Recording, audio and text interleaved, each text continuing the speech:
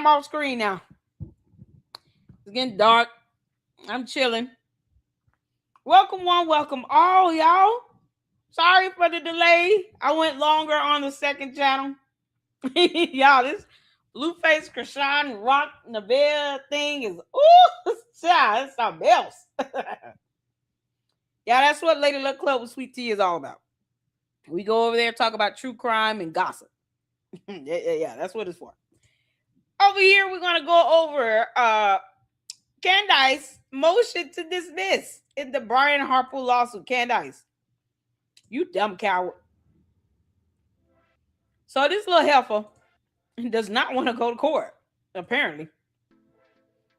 But what she will do is sit here and beg people to sue her. Sue her because she thinks she's going to get subpoena power. Boy, this is something else.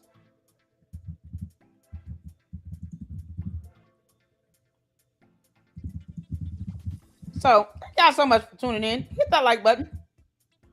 I'm trying to get the case up now. It's my understanding that what's his name? Mitch Snow also filed a motion to dismiss as pro se. Thank you, Velvet, for tuning in. Francisca, shout out to the Mars, you all. Y'all do what Francisca tell you to do now. Hit that like button. Make sure you guys share this content. Check out the second channel live stream we did. I ran over a little bit. By a good 30 minutes. Y'all, one of the girls do voodoo and then call it good voodoo. How does that work? No, there's no good voodoo. She has the same beliefs as Umar Johnson, his Oompa Loompa ass. I'm telling y'all, that's a whole thing on its own. I don't think I've ever heard anybody admit to doing voodoo and then try to call it good. What you? That's so demonic. So hit the like button, y'all. Velvet up in here. Like number 2. Nikki B number 3. Mackenzie. Gina. What's going on? Jackie. Colleen. Hit the like button and tell me what number you are. The S-Files. Shout out to the mods. Shout out to the mods. Miss Claymore. Candy Cope on her show right now. Candace. Candace, you dumb demon. You having your whole tantrum? No. She having a tantrum? Candace, that's all you're doing. Throwing a tantrum. Hold on, let me switch over. Make sure you guys are hitting that like button and subscribe to the Lady Luck Club and the Lady Luck Club with Sweet Tea. Y'all, oh man. Whole lot of good things over there going on Sweet Tea. That's the gossip channel, y'all. If y'all just want to gossip, be like, oh, what's she talking about over here? Come on over to the Lady Luck Club with Sweet Tea and check out the content, subscribe, and hit that like button. Candace. She up here throwing a tantrum.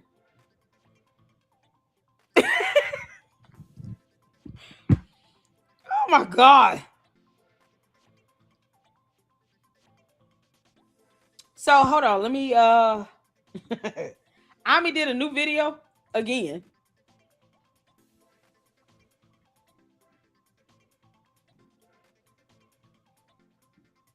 Hold on, I'm trying to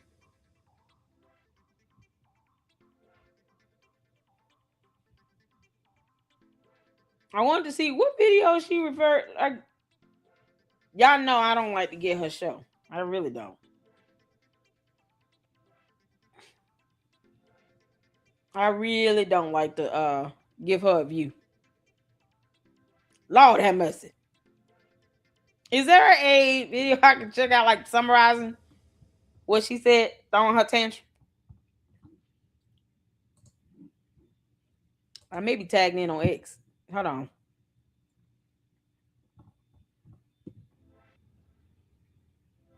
Tag me on X of her video. Oh God. This girl is Candace, why are you mad? You lost the debate. If you think you won it, then what are you upset about? What are you upset about? If you think you won the debate, then what are you doing? What you doing? What's your gripe? She having a whole tantrum. Hold on, Leon. Let me pull this. Oh, God.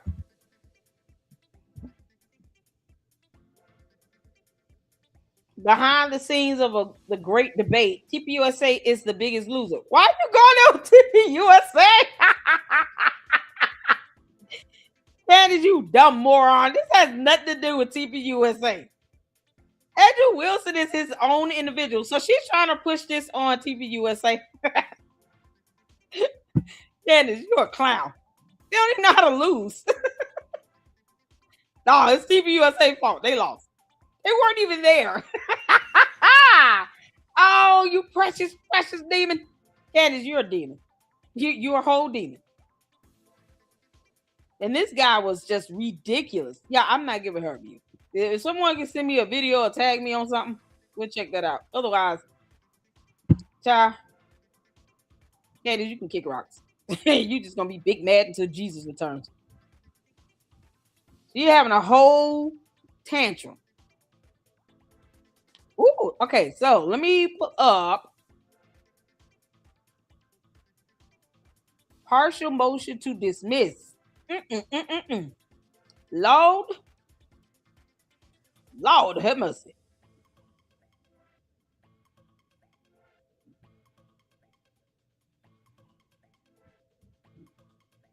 I want to pull this up.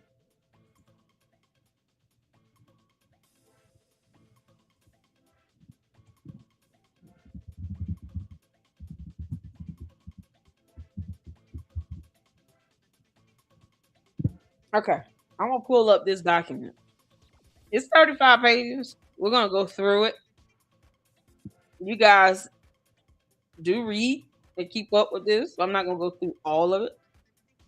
But I definitely want to go through some of it. Because I enjoy doing this. I do. Candace, we read over here in the Lady Luck Club. And then you know what's so awesome? I could like actually rely on you all actually reading. Because you all do.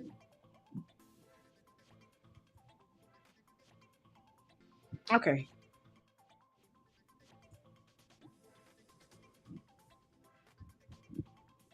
There is a summary that goes with this. I'm going to pull this up though.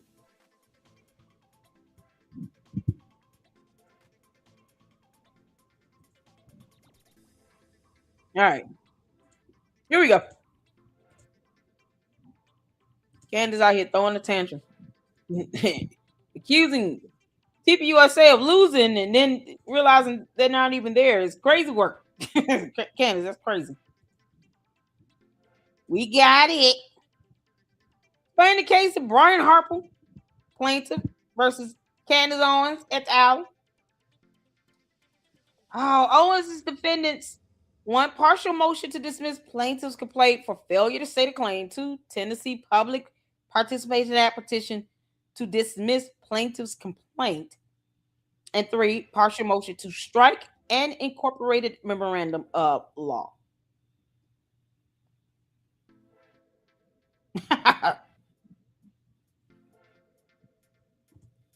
This is so crazy. You actually think this is gonna work, Candace? No. What's going on, D Hampton? How you doing? I see you up in here. CC, welcome back. Cheryl, hey boo. Saint. Girl, you gotta go. Y'all gotta go to the second channel. We're talking about Blueface and Krishan Rock and Nevaeh, and that girl does voodoo. It's our best over there. God. Ah. What's going on, Jim? How you doing, honey? Y'all, Jim is Patriot Posse. How you doing, Jeep lady? Y'all get everybody moky. Oh, shout out to all of you all. Make sure you guys are hitting that like button. Mari, I see you up in here. Busting about Andrew's team. She just busting about everybody. Oh, shit, I see you up in here. Candace, the team had nothing to do with anything. See, stars? Cry, baby. Not yet. Yeah, the team had nothing to do with nothing. We might catch a little of her video. If I could find a shorter version, that would be awesome. Like if there's a summary video or something like that, I'm fine with that. But oh god, did someone else cover her video? Which child?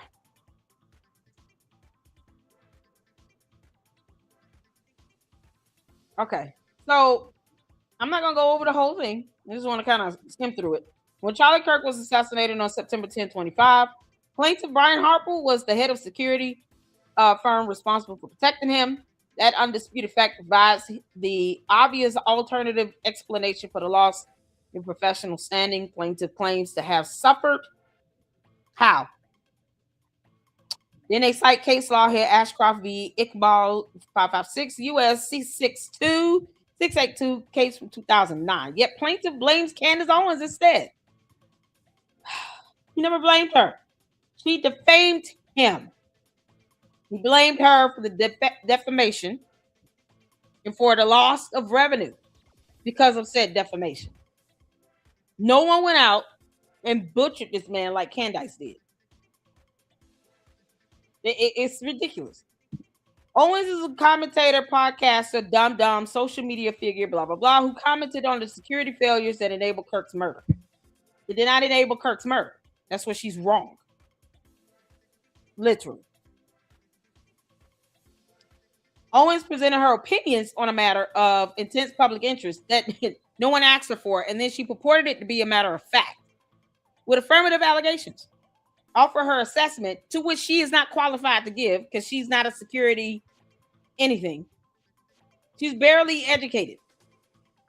That plaintiff performed his security duties poorly. We don't care. Based on Owens' podcast commentary about Kirk's assassination, plaintiff sues Candace Owens LLC, and Georgetown Inc. collectively for defamation, false light, civil conspiracy, and aiding and abetting. Because she accused him of going to a military base to be a part of some secret meeting with government figureheads from the U.S. Army on how to cover up the murder of Charlie Kirk. Whole videos dedicated to that. Hence why this motion to dismiss is a partial.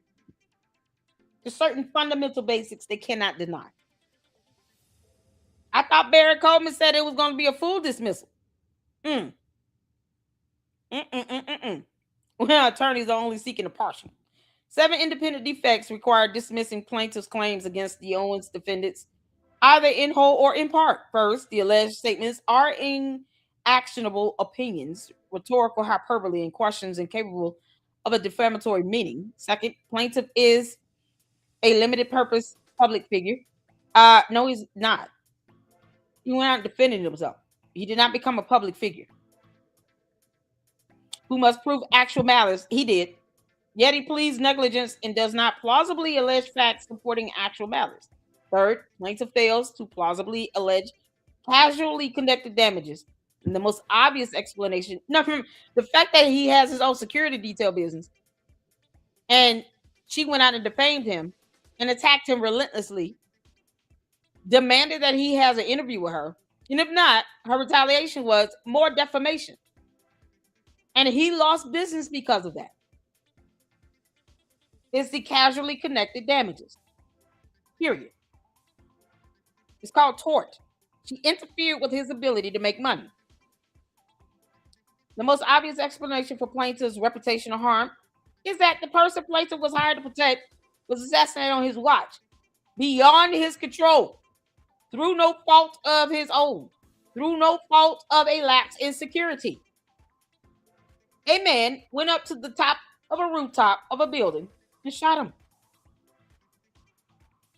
There's no, it's like someone coming down out of an airplane and parachuting down and they're shooting along the way. How do you control that? What type of security do you set up for that type of scenario? Unless you have people on the roof surrounding the garden that Charlie Kirk was sitting in, to which he effectively was sitting in a bowl. It's like the kill box. So anyone with higher elevation has the advantage. So how do you literally control that unless you put people on the roof of every building around Charlie Kirk? What is the feasibility of that? Those are questions that the jury is going to ask. Fourth, plaintiff's false light claim is redundant of his defamation claims and should be stricken. How is it redundant when you claim that he failed to state a claim to begin with? Y'all see how they telling on themselves? Look at this. Look at this right here. Plaintiff's false light claim is redundant of his defamation claims, but you said he failed to state a claim altogether. So they already effed up right here. Either he failed to state a claim or it's redundant. Pick one. What's going on, Elena? I see you up in here. Shout out to all of you all. Mindy, thank you so much. Oh, listen. When y'all have time, please watch Jay Dryer's video on Andrew Steele debate. It's a professional debate using psychology methods to analyze the debate. It's fab and hilarious. Tag me on the video. Can you tag me on X?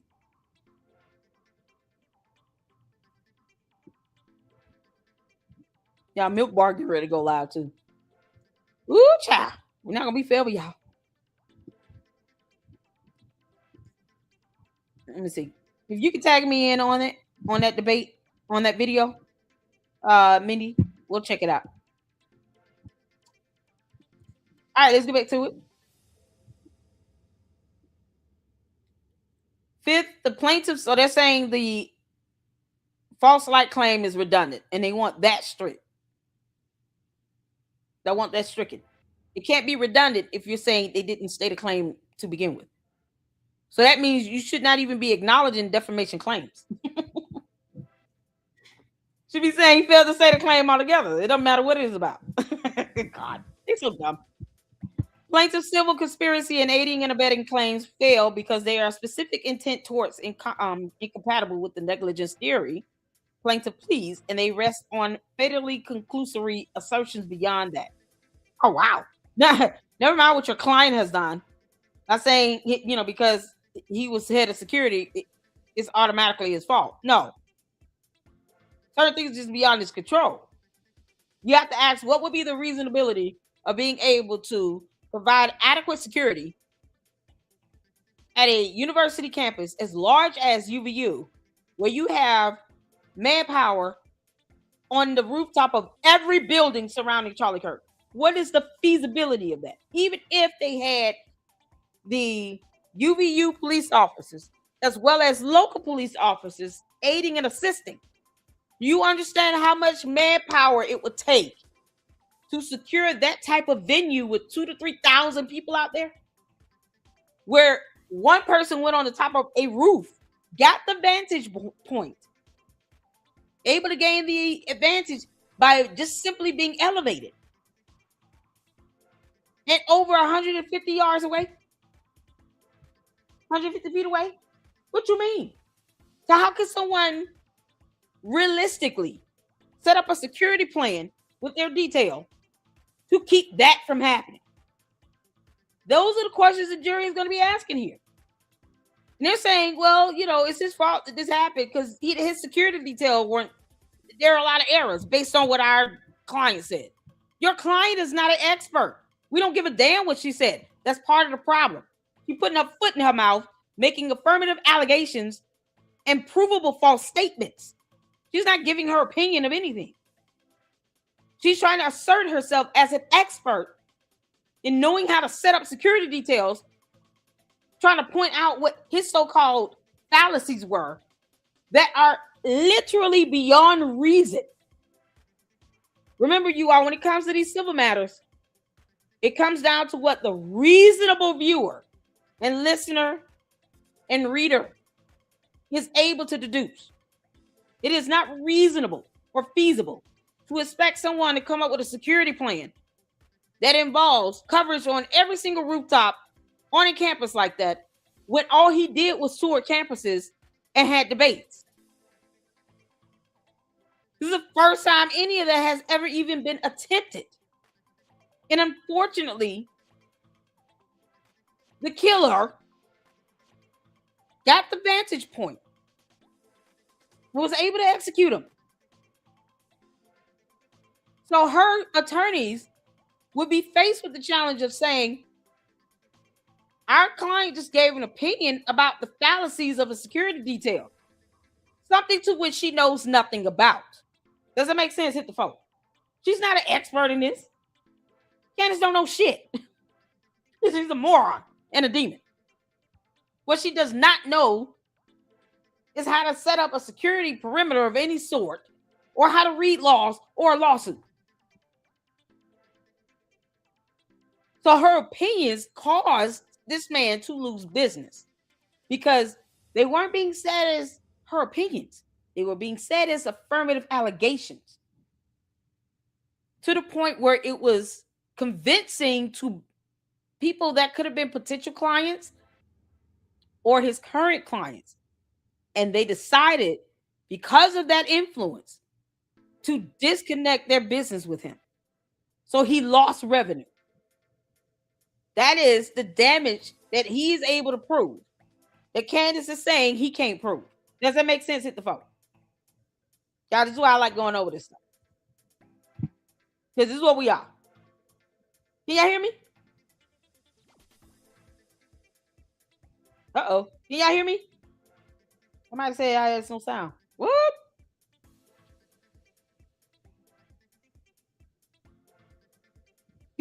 Yeah, glad you got your booty over here. Oh, Sarah. How was our LLC baby doing? Oh, what is the mama? This gotta be what? 4 5 months? No. Tina said she driving, girl. Be careful. Somebody said no sound. Tammy, can you hear me? Okay, cool. We good? All right, cool. Tammy, you good? Beep, beep. Who got the keys to the Jeep? Jeep lady. Okay. Every time I see your name, I think about this song. PVD said Erica had no business running Charlie's and she needed to hand it over. He was very nasty on that show, and I hadn't watched him until this. Yeah, no, because he's sitting here mad as hell. He big mad for whatever reason. Candace is not smart enough to be a CEO of anything. Exhibit A, Blexit. She ran Blexit in the damn dirt to hell, right next to her minions, and bled Blexit dry within 3 fiscal years. Most businesses have the true test of durability within the first 1 to 3 years, right? Either it's going to succeed or fail. Candace literally ran it in the ground without mercy. He ran Blexit in the ground by $1.72 million. So for her to be sitting around here thinking that she'd be able to run TPUSA better, girl, you better get your ass on somewhere and sit down, kick rocks, and read a book. Read a book. Candace, shouldn't you be breaking water? Yeah. How long has she been claiming she's 7 months?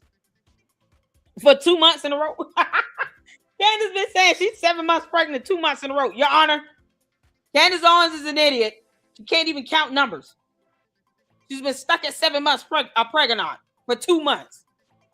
What you mean? Child boo. Based on my calculations, Candace ought to be somewhere breaking water soon. What we talking about? Candace, you're not going to run shit but your mouth. And you can barely do that right, because you can't pronounce words properly.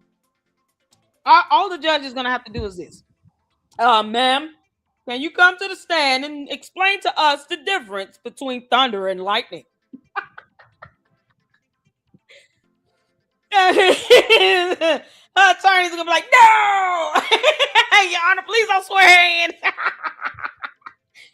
All they got to do is ask Candace to go to the stand and be placed under oath, and then ask her to explain the difference between thunder and lightning. And 7 times 4. Now we up to 7 times 5. Candace, what's 7 times 5? Because she a dumb fuck. Girl, what are we doing? Oh, let's finish this up, y'all. Oh, my God. 6, the Tennessee Public Participation Act, TPPA, independently requires dismissal of plaintiff's claims because reasons. They didn't even say why. 7th, plaintiff seeks unconstitutional injunctive relief. Unconstitutional. No, Candace, you cost this man $20 million. Heifer, you got the money. Kick rocks. The Owens defendants thus request that this court dismiss plaintiff's claims against them and award them fees, costs, and expenses under the TPPA. Girl. So they got legal standards they're citing. Weaponizing law is not the same as correctly interpreting law. Big difference. The survival motion to dismiss under Federal Rules of Civil Procedure 12b-6.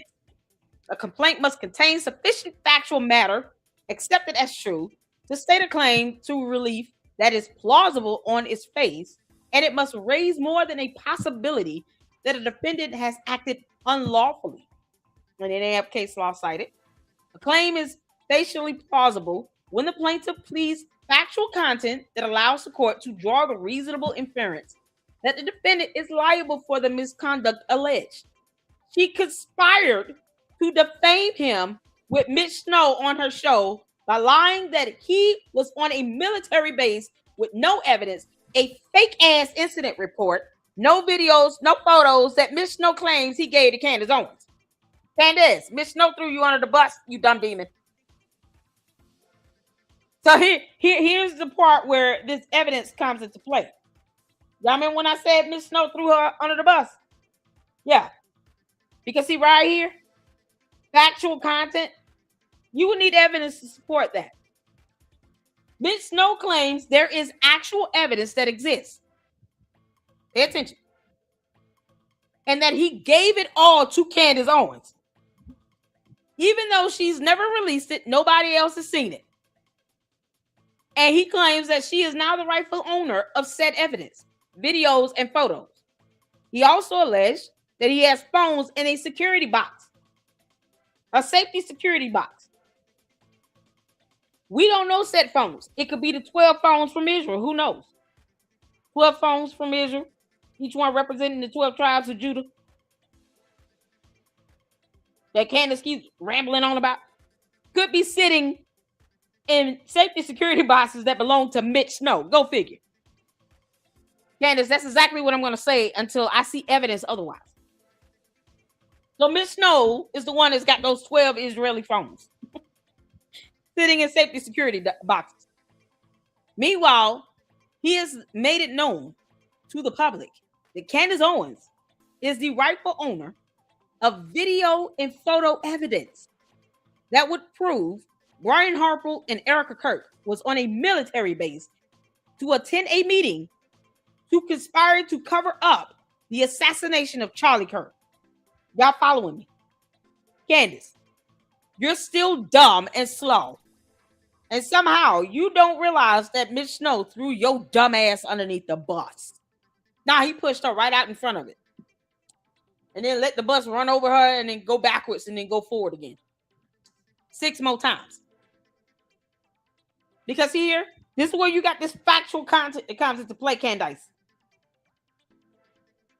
If there be evidence, why hide it? Why would Mitch Snow claim that you're now the rightful owner of evidence no one has seen? He didn't even bring it up on the day he went on your show. And you raised $150,000 damn dollars for that turtle head that's got a robotic cockroach. Transformers, Autobots, and Decepticons living in his damn Ziploc bag in his house as cockroaches. Can't make this shit up, man. He gonna bring that cockroach to court. Your Honor, this thing came in with the package that Candace Owens sent me. Candace, you sent that man a robotic transformer Autobot cockroach. She's so stupid. Threat-bearer recitals of the elements of a cause of action supported by mere conclusive restatements do not suffice. Yeah, just saying it with no evidence is not going to work. No, there's sufficient evidence. It's called her videos. He said it. He did. Repeatedly, over and over again. Reached out to the man, demanded an interview, and then he was like, kick rocks. And she's like, oh, okay, I'm gonna retaliate because I'm big mad. And you don't want to interview, you don't want me to interview you. You had the chance to come tell me what's right or wrong. Candace, they don't owe you shit. Problem is, Candace doesn't listen. So even if you give her the evidence, because that's exactly what Erica Kirk did for 4.5 hours in Tennessee, guess what? She's going to go back out there and double down and keep lying. This is what happens when you keep doing it. You've already proven malice, Candace, because you're a moron.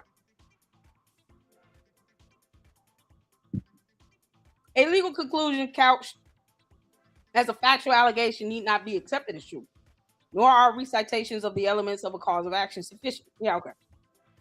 When a complaint fails to allege a necessary element of the claim, it must be dismissed. That's based on what they are theorizing, not what has actually been proven and ruled upon. Further, when adjudicating a Rule 12b-6 motion, a court may consider exhibits attached to the defendant's motion so long as they are referred to in the complaint and are central to the claims contained therein. Ooh, Candace, you got exhibits. She got exhibits. Hold on, let me go. Let me see. It's all her episodes. Oh, God. All right, you guys. Happy Monday. Okay, so it's a transcript of her shows. You didn't even highlight them? Candace, you're so stupid. Your attorneys are lazy. I'm looking at the exhibits. They're her shows transcripts. Nothing's highlighted or tagged. It's the entire transcript. 42 pages. What you mean? Candace, the court is not reading all this bullshit. Why this is something else? Hey, oh, Candace, you sound even dumber in the transcript. It's all the transcripts of different shows. The Sean Ryan episode and the interview Brian Harper did with Gary from Paramount Tactical. It's the transcripts. None of this stuff highlighted. They don't highlight anything. This transcript is 200 pages. The interview between Gary and Brian Harper. 200 pages. They didn't highlight a damn thing. So they want the judge to read all this shit as exhibits for her partial motion to dismiss. No help from a jury at all. The judge got to read all this. You can't make this up. They didn't highlight nothing. They didn't say, no, just go to page so-and-so and start at line number 17. Candace, this is so dumb. Let me show y'all what I'm talking about. This is so dumb. So y'all see here? This is an exhibit. This is the exhibit number 7, Gary Melton, Brian Harper interview. Docket number 31, attachment 7. It is 200 pages. It's the transcript of that interview. However, you all see here the numbers here? This is the line numbers on the page. So when you're citing the exhibit itself, you can say exhibit number 7, page number, what's this? Page number 3, see that up there? Line number 4, start there. Lines 4 through 14. So that you can tell the judge, this is the paragraph that's most important. I'm just pointing out something hypothetically. This is how they should have addressed and cited the exhibit in their filing. They would have to give the page number, the line number, and then say what line numbers you want the judge to read that is relevant to the point you're making in your filing. Are you kidding me? This is 200 pages. The judge is not reading all this shit. Y'all, judges don't like to read all this stuff. Just as an FYI, judges don't want to have to do all this reading. I'm just going to keep this up.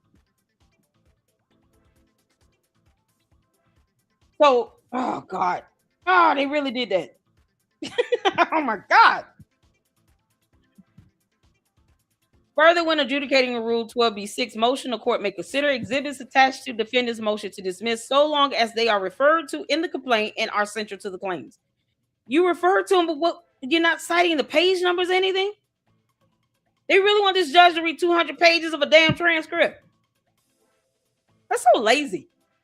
Thus, ensuring the defamation actions proceed only upon statements which may actually defame a plaintiff is an essential gatekeeping function of the court. And then they cited more case law. Whether communication is capable of a defamatory meaning, the question of law, and if the alleged defamatory words are not reasonably capable of the meaning of the plaintiff ascribes to them, the court must disregard the latter interpretation. That's based on what they're saying, though. It's not based on what they've actually proven. They're just citing case law and just saying, here's why we think that this should be dismissed. Not that it's worth it. Y'all, 200 pages. That transcript was 200 pages. That's just for one of these 7 exhibits. Candace's shows are like 40 pages. And it's 5 of those. Then you got the Sean Ryan interview that Brian Harper did and the Gary Melton one. Oh my God. The Sean Ryan interview was what? 3 hours long? Can you imagine how long that transcript is? Boy, this is ridiculous. Each statement should be read as a person of ordinary intelligence would understand. Y'all remember when I said the reasonable person, reasonable viewer, reasonable listener, reasonable reader? That's what this means. In these civil proceedings, an ordinary intelligence, meaning you didn't go to law school, just a reasonable average citizen reading this complaint should be able to understand it as it is written. Shouldn't have to require another breakdown of it because there's a jury demand, and your jury of your peers 80% of the time did not go to law school. Does it make sense? Hit the phone. So they want the reasonable viewer, reasonable reader, listener to be able to understand this stuff. You should not require a law degree to read it and understand what you're reading. In light of the surrounding circumstances, statements also must be considered in context. All parts of a published article should be construed as a whole.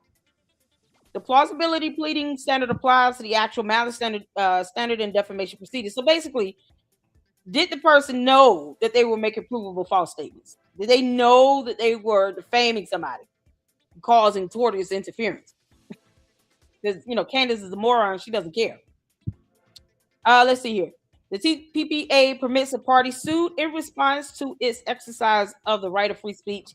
Now they're trying to say, oh, she's a journalist, so she gets to say all this dumb shit. Yeah, because laws. Nope. To petition the court to dismiss the legal action. Tennessee Code Annotation Statute 20-17-104A. The petitioning party must first make a prima facie case that a plaintiff's claim relates to the petitioner's exercise of First Amendment protected rights. The burden then shifts to the plaintiff to establish a prima facie case for each essential element of the claim. Even then, the court shall dismiss the legal action if the petitioning party establishes a valid defense to the claims. Saying that she's an independent journalist is not valid. Because even with that, you can't just go out and make provable false statements, accuse someone of committing a crime. There's a difference. You're accusing this man of committing a crime. Covering up an assassination is a crime that is punishable with prison time. You're not just saying, oh, I think he's an idiot and he's stupid. No, you went out of your way to say, well, this guy's going to come on my show and then allege that I have all the evidence of videos and photos putting Brian Harper on a military base, Fort Huachuca, to go to some meeting that was specifically established to cover up the assassination of the murder of a civilian on a U.S. Army base. And this idiot Mitch Snow is going to corroborate that and claim to have evidence that he's going to make me the rightful owner of at some point. Here's why he threw her underneath the bus. And her dumb ass did not notice. Candace, do you even care at this point? Do you care? I don't think Candace cares. And she thinks that, no, they'll get dismissed. Don't worry. No, that's not how that works. So while she's trying to decry, oh, it's my First Amendment right to lie like hell. No, it's not. You're lying about him aiding in the cover-up of a murder. That is grotesque and heinous. You don't get to just falsely accuse people of committing a crime, even when it comes to cover up or aiding or abetting after the fact or whatever. You don't get to accuse people of that. So, no. The TPPA's application to lawsuit filed in federal court is an unsettled question in the Sixth Circuit. And mind you all, this has all been elevated up to the Sixth Circuit now. Because all of the district judges in the Middle District of Tennessee had to recuse themselves because Candace hired one dumbass attorney who tried to sue the whole court because why can't I just go out and blab about this? Sometimes it's okay to be silent and shut your ass up. Let's see here. I'm going to go down. Your last facts. Oh, God. Brian Harper was the founder and head of Integrity Security Solutions, a private security company that provided protective services for Charlie Kirk and TPUSA from 2022 to 2025. Plaintiff sues on his own behalf and purports to sue on behalf of non-party Integrity Solutions, seeking damages exceeding $75,000. This is standard. Minimum damages need to be $75,000 or more in order for it to qualify as a federal lawsuit complaint. Makes sense? Hit the phone. Candace is a moron. Candace. You got Mitch Snow out here saying you got all this evidence. I'm just wondering, like, why? How's she gonna defend that in court? Like, Your Honor, I don't have any of that stuff. I gave it over. Now it's in the rightful hands of the owner. Candace Owens is the owner, not me. They're gonna sit down there and look at him and then scowl and get mad and then have demons squealing in her head. And it's gonna be a whole thing. Boy, I would love to attend that hearing and report on it in real time. Candace Owens is a commentator, podcaster, dum who wants gum gum. September 10, Charlie Kirk was shot and killed while speaking at Utah Valley University. Let's see. I'm just kind of skimming over this, y'all. Plaintiff did not remain on the sidelines of the controversy. Instead, plaintiff entered the controversy himself on huge national platforms and on his own terms. It was not to become a public figure. It was to defend himself against the defamatory false statements that Candace was making, to which he's entitled to do under Tennessee law. Because that's what they're trying to say. Well, he came out and he said something on a couple podcast shows, and now he's a public figure. No, he's not. Not even for a limited time only. Because that's the terminology they use. Limited public figure. No, he's not. So there's a bunch of, requirements that you have to meet in order for someone to be deemed by the court to be a public figure, even a limited one. He's coming out because, okay, I got to put a kibosh on these defamatory statements because it's ruining my business. I'm losing money because this dumbass girl is a demon from hell and she won't shut the hell up and leave my name out her mouth. And he's got to correct the record. That is how you help prove the malice. Now that you've been told the truth, you're going to keep going out here and doubling down and still lying like hell? Gotcha. So he decided to sue him. Even after doing that twice. I'm not out here trying to be a public figure. As a matter of fact, my employees and their spouses were doxxed by Candace's retarded ass cult. They were doxxed. We haven't been able to live in peace since then. We already feel bad and guilty. Last thing we need is this moron who has no expertise in security at all whatsoever. She can barely say the word rhetoric. To go out and have her dumb cult members dox me and my entire security detail and their spouses who do not work for me. So innocent people have been cyber harassed, doxed, bullied, all of the sorts, because they simply work for the company. Because Candace is stupid as hell and refuses to give us her alibi. Imagine that. Candace out here allegedly paying Tyler Robinson and she refuses to give up her alibi. Where the hell were you at, Candace? September 10th? Meanwhile, she wants Brian Harper to be painted in a negative limelight that starts to actually hinder his business. And when he comes out and corrects the record in 2 different appearances, not because he wanted to be catapulted to this public figure, vigilante. No, he's just simply defending his business and his name and his character. Does that make sense? So in accordance with Tennessee law, there's a difference in that. The difference in you going out, I got to defend my reputation, my character, and my business because this dumbass broad is going to sit here and cause me to lose money.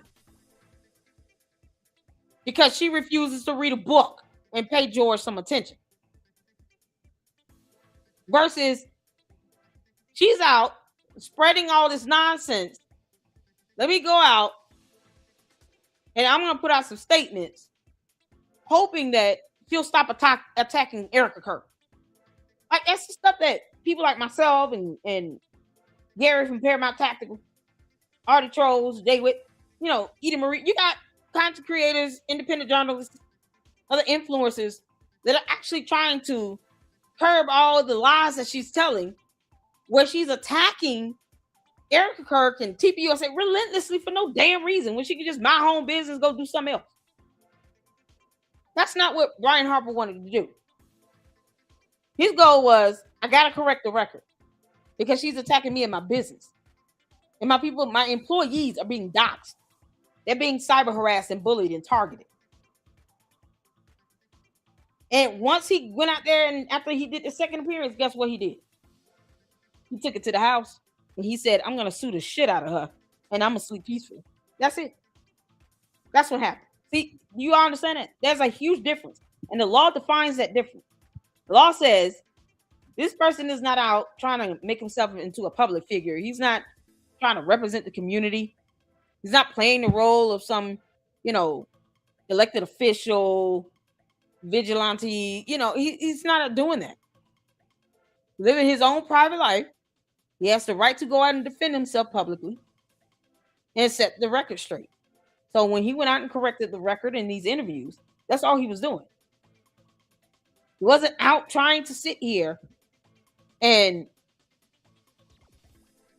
represent himself in that limelight where he's a public figure now. No, the reasonable person would not deduce that. They would see him as someone that came out, as he said, and corrected the record because Candace was lying. She was just flat out lying.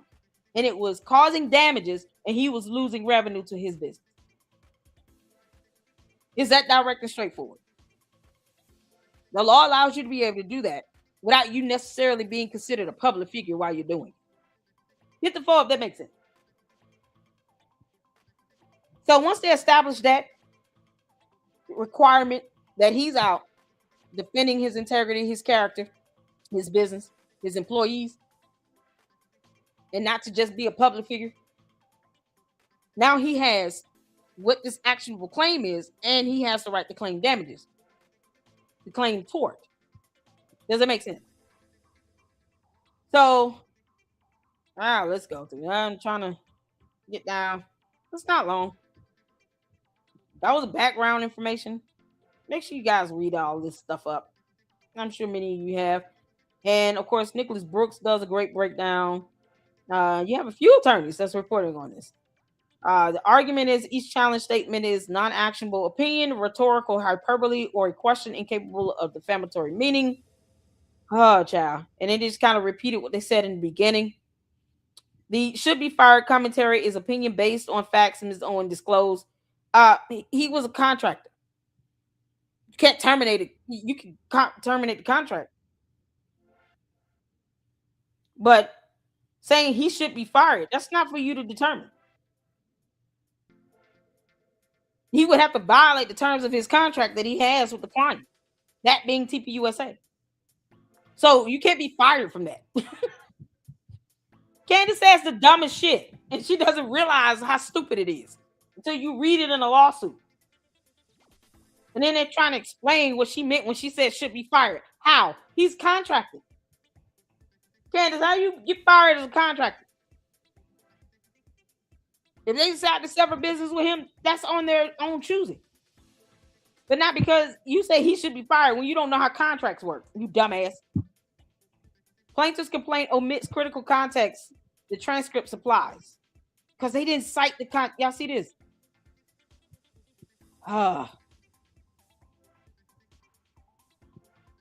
30 through 31, 87, A, 102C. They don't even cite the exhibit itself with the page number. It just says see exhibit 4. Y'all see that? This is what I mean. So they expect this judge to read that whole thing. See exhibit, Candace, episode 267 at 21, 7 through 22. That's the timestamp, right?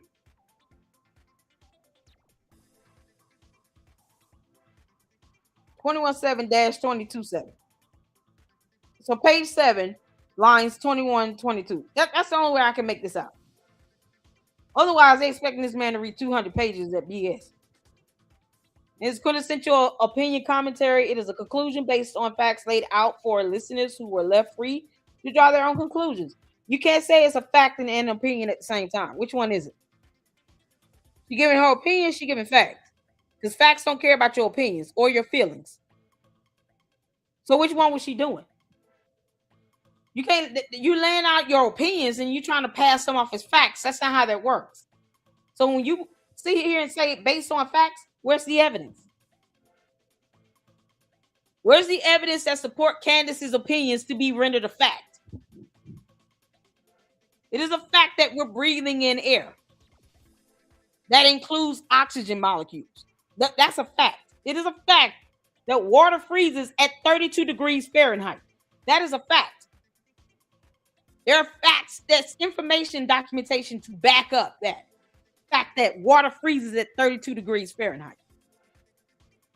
It's my opinion to say that the sky looks like it has a teal hue, not necessarily blue. So it's not something that's actually proven just based on my observation. There's a difference. Either she's giving an opinion or she gave us a set of facts. But her opinions are not fucking facts. Because Candace can't even read. What are we talking about? That's what I mean. Candace can barely read. Hey, Daisy. Good to see you. How you doing? Oh. Let's see here. Phyllis. What's going on, Phyllis? Wish with all that in me, Andrew could have heard me yelling for him to ask her about calling Erica by her maiden name, and she hopes she outlines all to suffer. I'm sure he I'm sure he didn't know that, but was needed. Yeah, I even said that during the live reaction. Just have to call her by her maiden name. Talking about Erica Fox. Say, girl, you don't shut your ass up. Candace, sit your ass down. Amber Rose. Because we can all do this. She don't even use a Farmer in her official last name. Candace, why don't you change your name to Candace Farmer? Candace Farmer. Farmer Candace. When you going to start using your actual married last name on legal documents and on your show? Why is your LLC still Candace Owens LLC? Why is it not Candace Owens Farmer or Candace Farmer? I mean, seriously. You love your husband so much, your faking gay husband. Why don't you just change your last name to your married name? Candace, no one told you couldn't hyphenate. You can hyphenate your last name. This is the same heifer that's sitting here walking around still literally running whole channels and businesses, LLCs, under her maiden name. She won't even pick up his last name. George said that was not what we agreed upon. No, never, nothing, no, just never, not Lady Luck. Don't even recommend that. You don't want her to carry his last name. Does the kid's last names end with Farmer or what? Candace, how stupid does this get again? He is being hypocritical as hell. Calling Erica Kirk by her maiden name. Meanwhile, Candace won't even use her married name. Go figure. She's a moron. Candace is 10% owner of Georgetown Inc. at the very least, and that's all the law requires. She is 100% owner of Candace Owens LLC. Candace, you can't keep lying talking about, I don't have them LLCs. They not mine. No, they all yours, and you filed this with a federal court. So, meanwhile, Candace doesn't know the difference between opinion and facts because reading. And we all drew our own conclusions. Her culture's stupid, and we know she's not stating facts either. Meanwhile, Miss Snow threw you underneath the bus because Candace, you said your conclusion based on facts. You know those videos and photos that Mitch Snow said that you are now the rightful owner of, to prove that Brian Harper was on a military base attending a meeting specifically and intentionally set up to cover up an assassination of a civilian. Yeah, you're going to have to produce that in court, you dumbass. So tell Miss Snow, y'all might want to get the digging. Reach out to the Transformers. I'm sure the Decepticons can help create some images for you. Whether someone should be fired for accepting a cursory assurance by the security vulnerability is a value judgment, he should not be fired. She does not have the right to even insinuate that, because she provided no facts to support her dumbass nonsense about how there was a lapse in security. Once again, she's not an expert at none of this. Candace, Brandon Tatum told on you about that. He said you don't know anything about security details. You don't know how security works. Brandon Tatum said that. Not I. Brandon Tatum did. There's one thing he said that was actually correct. Good God. No fact finder could determine as objective fact whether plaintiffs should be fired. So how is it based on facts? How is her conclusion based on facts? No fact finder could determine as objective fact whether plaintiffs should be fired. So you say it is a conclusion based on facts. Facts of what? Yeah, it's the facts of life. The facts to life. Her attorneys are sitting here, boy, they contradicting themselves from one statement to another. Either there is no fact finder that can determine as objective fact whether a plaintiff should be fired, or her opinion that you should all be fired is somehow based on facts. It is a conclusion based on facts laid out. What facts were laid out? Pick one. It can't be both. Y'all see the contradiction? Pick one, Your Honor. Our attorneys are idiots. They don't have the right. What we doing?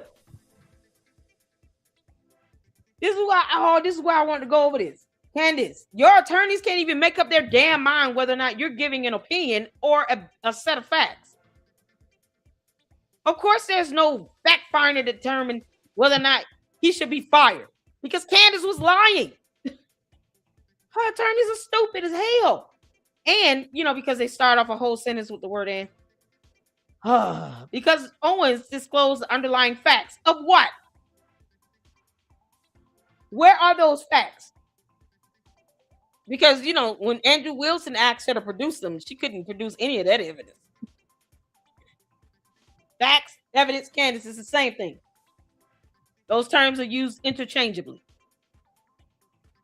Where are your facts to support your dumbass opinion? Her comments upon true and non-defamatory published facts are not actionable, even though the comments are stated in strong or abusive terms. What you mean?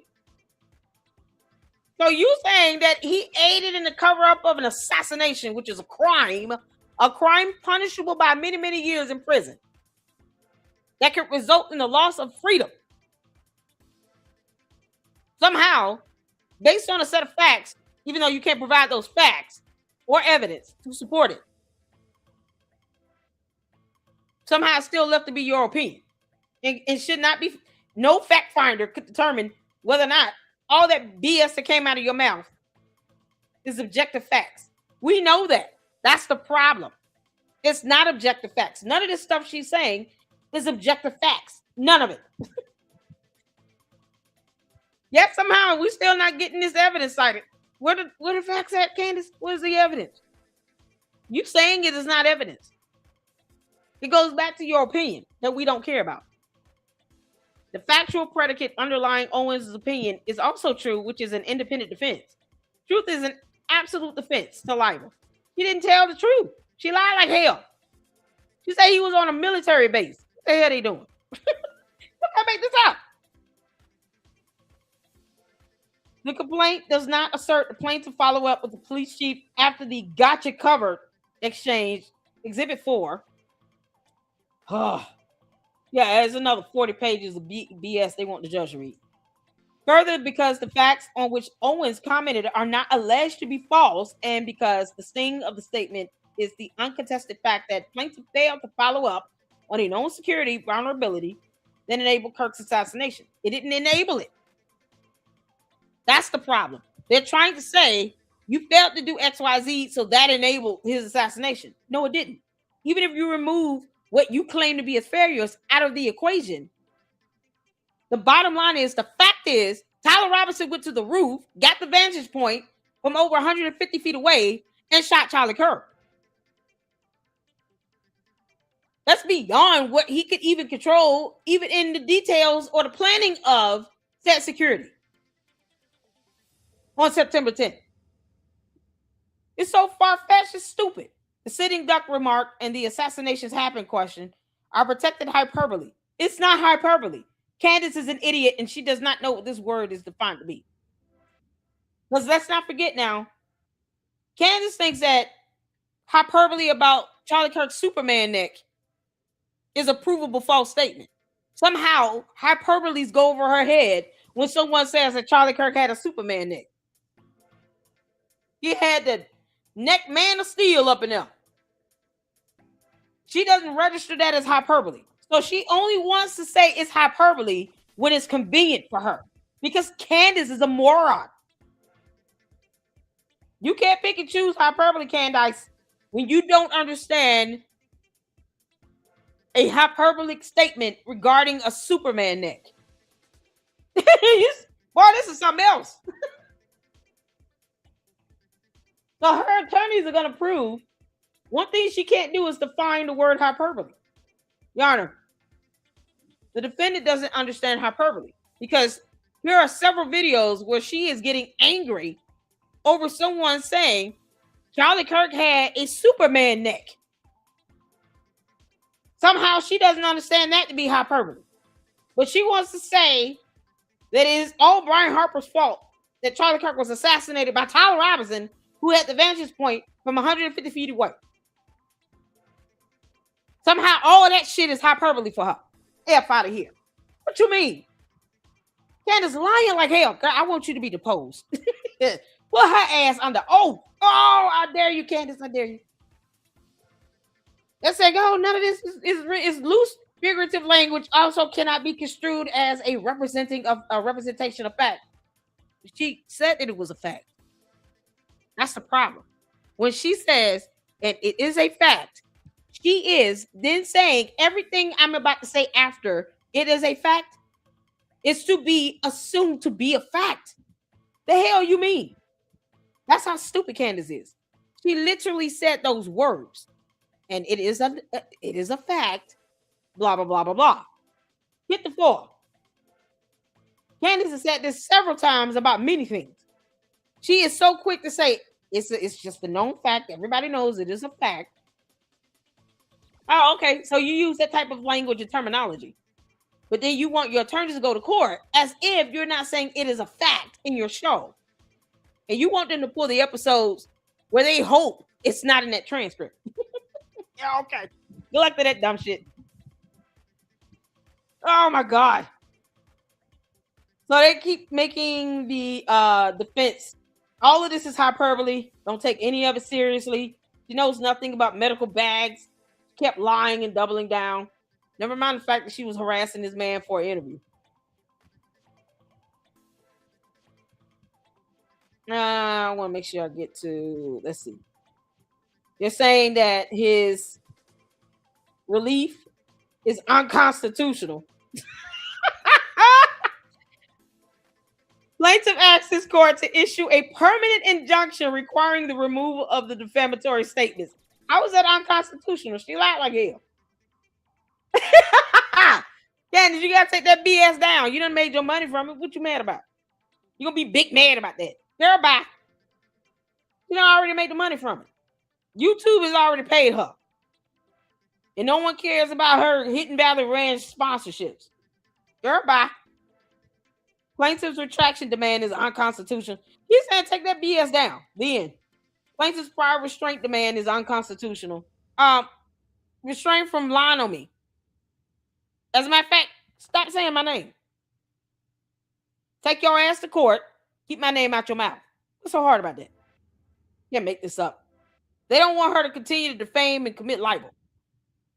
It's reasonable to me. Conclusion. For the foregoing reasons, the Owens defendants respectfully request this court grant this motion to dismiss under the Federal Rule of Civil Procedure 12b-6 and dismiss counts 1 through 6 of the complaint with prejudice, meaning he can't file it again. Grant this Tennessee Public Participation Act petition to dismiss counts 1 through 6 of the complaint with prejudice under Tennessee Code annotated section 20-17-105.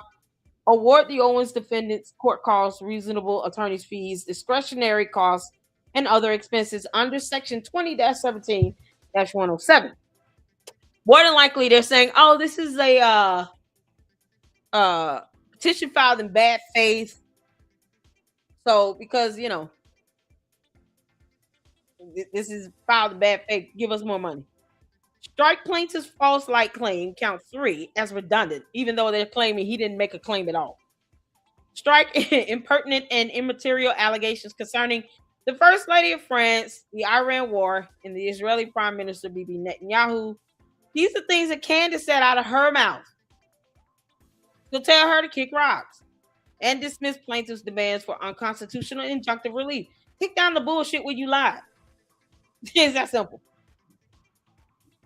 All right, cool. That's all of that. Oh, good God.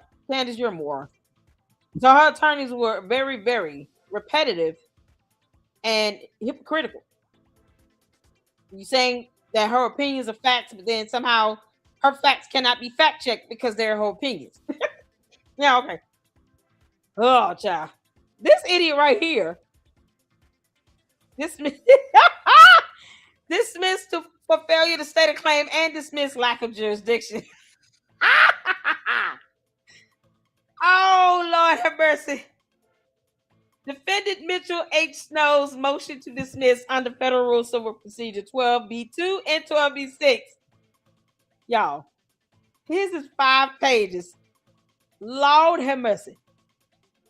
Defendant Snow appearing pro se, of course. I thought he had $150,000. Wait a minute, I thought he had a bunch of money.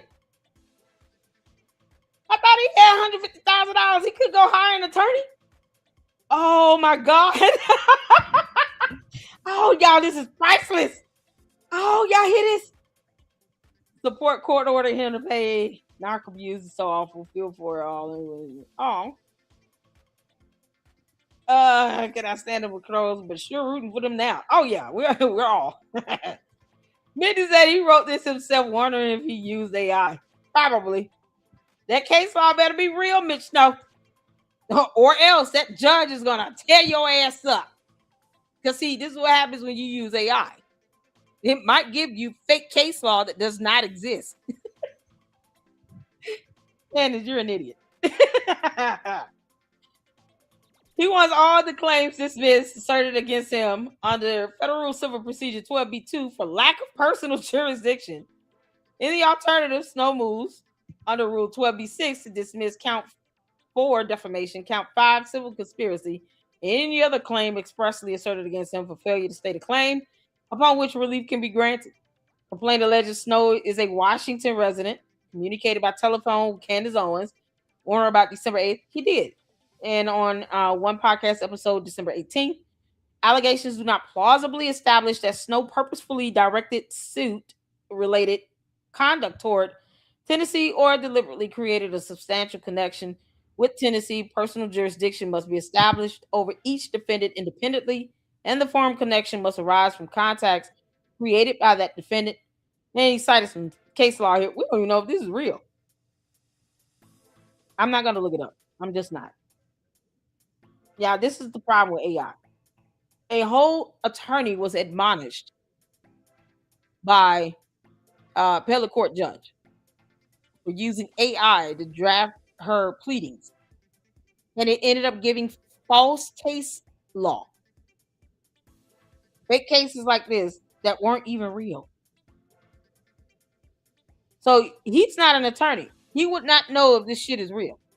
Remember now, Mitch was dodging service from U.S. Marshals and then recording them outside his house, posting that on the internet because he's a moron. Actively showing like he's intentionally dodging service. Stupid. So I wouldn't put it past him to use AI, end up stating fake cases that don't exist. Complaint also fails to plead defendant-specific facts plausibly, showing that Snow personally made or adopted the broader defamatory accusation alleged by plaintiff, acted with the required fault, caused plaintiff's claim campaign-wide damages, or entered an agreement to defame plaintiff. So what he did was he saw Candace's partial motion to dismiss, and then he used that because it's repetitive. It literally is repetitive. Case law is being repeated here. That is mentioned in Candace's partial motion to dismiss. Boy, they sit here with all that energy. Sue me, I want subpoena power. They can sue me. I stand on everything I say. Okay, you're being sued. No, dismiss it. This court has no personal jurisdiction. I can't believe he's trying to sue me. He didn't even come and give me an interview. Candace, you acting like a whole bitch right now. Boy, that hit dog is hollering loud. The complaint repeatedly quotes and relies on December 1825 episode 282 publication as a central basis. He is literally repeating what she put in her defendant motion to dismiss. Make this up. Dude, you didn't even... Oh, the format of this is so garbage. Episode 282 materially narrows the meaning attributed to Snow in the complaint. Snow expressly acknowledged the possibility of mistaken identity. Doesn't matter. You say you were 95 to 99% sure. And that somehow Erica Kirk's eyes are unforgettable. Because he was staring in them. I told y'all, most of these simps want to be with an Erica Kirk. They want that girl. You can't make this up, man. Qualifications part of the publication plaintiff invokes must be considered when determining the meaning reasonably conveyed by Snow's own words. Yeah, he's like, I could be mistaken, but I'm 95 to 99% sure. Get the F out of here. For purposes of Rule 12b-6, he just repeats whatever Candace said. This is a copy and paste. Snow accepts properly pleaded factual allegations solely as required to test their legal sufficiency. Snow does not concede that plaintiff was absent from Fort Huachuca on September 9, does not concede Snow's identification was false, and expressly preserves all defenses concerning truth, substantial truth, fault, causation, context, and circumstances of his observation. Even though he said there is videos and photos that Candace is now the owner of. Candace, he threw your dumb ass under the bus. Then said, I'm not backing down from what I said. Even though I have evidence, I have not shown anyone. I don't own it though. I gave it to Candace. Are they both stuck on stupid? Oh, Candace, he gonna get you effed up in court. I'm here for it. Let him throw her under the bus because that's exactly what he's doing. Neither branch of this motion requires the court to determine who was physically present at Fort Huachuca. What you mean? He said he saw someone attending a meeting intentionally designed for the purposes of covering up an assassination, which is a crime. So you claim you saw someone going to a meeting that is criminal in nature, that warrants jail time if he were to be charged and convicted of such. And you're saying you're going to stand by that, although the evidence lies with Candace Owens. God, Candace, you see how this is going to go for you? You dumbass. Oh, then he's got a declaration. So you're making these statements under the penalty of perjury. I'm so glad you said that. Y'all. Oh, this is something else. He said, I'm not backing down from none of these lies that I told. I got evidence. I just gave it to her. This is epic. Boy, this court hearing is gonna be something else. Oh, y'all got to go to court. Yet still, he wants everything dismissed because blah blah blah, and he stands by it all. He might have been mistaken when he saw Brian Harper, but then he was 95 to 99% sure. He's got evidence. And he gave it to Candace then. Thank you, court. I wanted to summarize this. Oh, he's so stupid. Y'all, I want everything dismissed, and I stand by everything I said in that one episode. Hell yeah, he was there. I was 95 to 99% sure, but I could be mistaken. Oh, okay, so Mitch does not know how numbers work. You understand saying 95 to 99% sure decreases the error rate, you moron. And he's getting mad all over X, threatening to dox people and beat people up and shit. But yet, he doesn't know how numbers work. So if you're going to be 95 to 99% sure, that means you're only 1 to 5% doubtful. You dumb ass idiot. Jesus, fix it. I'm 99 to 95% sure, Your Honor. I saw him on the base, but I could be mistaken by 1 to 5%. And I stand by that. And yes, I have evidence, but she owns it now. So you're going to have to ask Candace to show you the videos and the photos. I gave everything to her like a good little boy. I gave it to mommy. Mommy has it all. Hey, mama, mommy, mama. I can't. This is not going to be a court calling her mama. Mama, you want to show the video? Ask mom if she's going to show the video. Mom is Candace Owens, my co-defendant. Mom, you going to show the video or what? I gave it all to you. You own it now.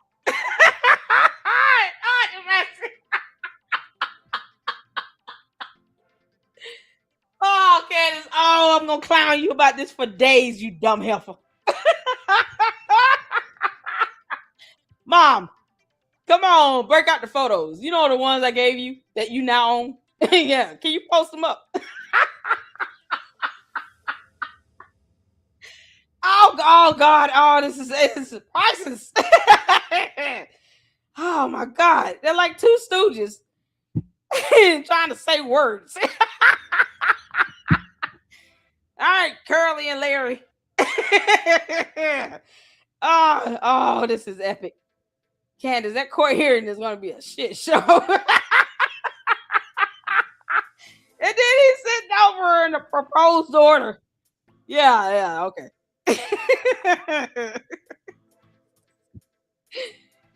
Then he filed a separate memorandum in support of his motion to dismiss with an exhibit being Candace's episode. I'm telling you all, he waited till she filed her stuff and he just used it. Oh, my dear Lord. It's 3 pages. Your memorandum is 3 pages? Dude. Exhibit A, selected episode 282, timestamps excerpts. The purpose of this is for him to point out the parts where he said he does not concede. Why do this if you're not conceding? Possible lookalikes. So that 1 to 5% doubt, that's what he's trying to point out here in these references. Does that make sense? He said, I don't concede to anything I've said, but the 1 to 5% doubt that I had, because I told her I was 95 to 99% sure. So that 1 to 5% part where I'm doubting it. Here's all the times where I said it in this one video. What you doing this for? Selected references. Timestamp here. Snow expressly not acknowledges possible mistaken identity. Maybe it's not him. Maybe it is. Maybe it's Maybelline. What you talking about? Maybe it's Butter. Oh, my God. Here's another timestamp. Owens discusses possible lookalike explanations. Because she was leading. So she was trying to throw him a bone, right? Even though he gave her all the evidence. You don't need to have 1 to 5% uncertainty or point out when you said you could be wrong if you have evidence. If you have videos and photos, wouldn't that prove and meet that burden of a preponderance that you saw this man on the military base? You're not going to concede, but you're saying you're 95% sure. You understand he only needs to be 51% convincing in a civil matter, the petitioner. So Brian Harpold only needs to meet a burden of a preponderance of the evidence. 51% convincing. Is it more likely than not? Meanwhile, Mitch Snow says, I'm 95 to 99% sure I saw his ass. So why are you doing this? This has to be the dumbest thing ever. Here's all the times where I said I wasn't sure, though. And then, of course, there's a Gibson go because, you know, she was hoping it would help with legal costs. So you just told on yourself, you dumbass.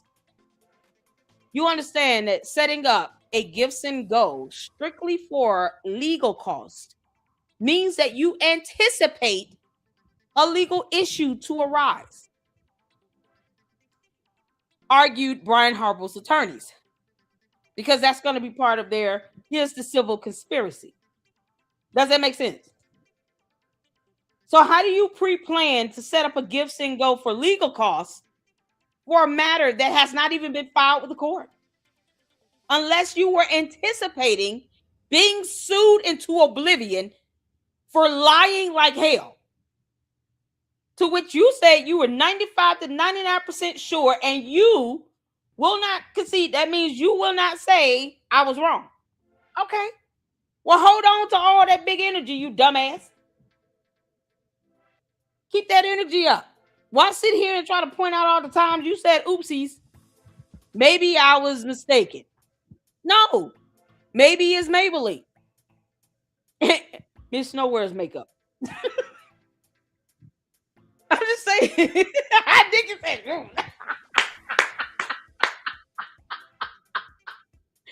Y'all know Miss Snow wear eyeliner. Yeah, he said, oh, it's a military court martial. Exactly.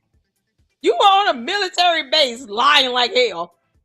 And it ended up being kicked off the military base. Candace faked an incident report. Just typed some nonsense up and took a picture of a computer screen monitor. Candace, you're so dumb. And yet, he claims he gave you videos and photos that is legitimate proof that Brian Harpold and Erica Kirk were actually physically there on that military base. Why is he trying to say, I may have been mistaken? Candace, you see how that does not work in your favor. I've been telling you, you dumbass. Mitch Snow threw you under the bus. Candace Owens. Rose Amber Owens Farmer. He did it with a smile on his face. Because he's saying, I'm not conceding to the dumb shit I said. I gave her the evidence, but I have proof. That's what he said. So he's saying after he is off the program, because he's an idiot, y'all see this? Look at this. Boy, this broken English is something else. After he is off the program, at the conclusion of the program, is that what you're going for? At the conclusion of the program. Oh my God.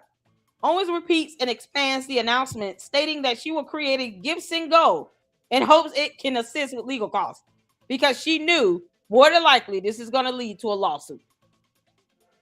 Hence, y'all conspired to do this dumb shit. This sequence places the first on-air fundraiser reference after Snow's substantive testimony.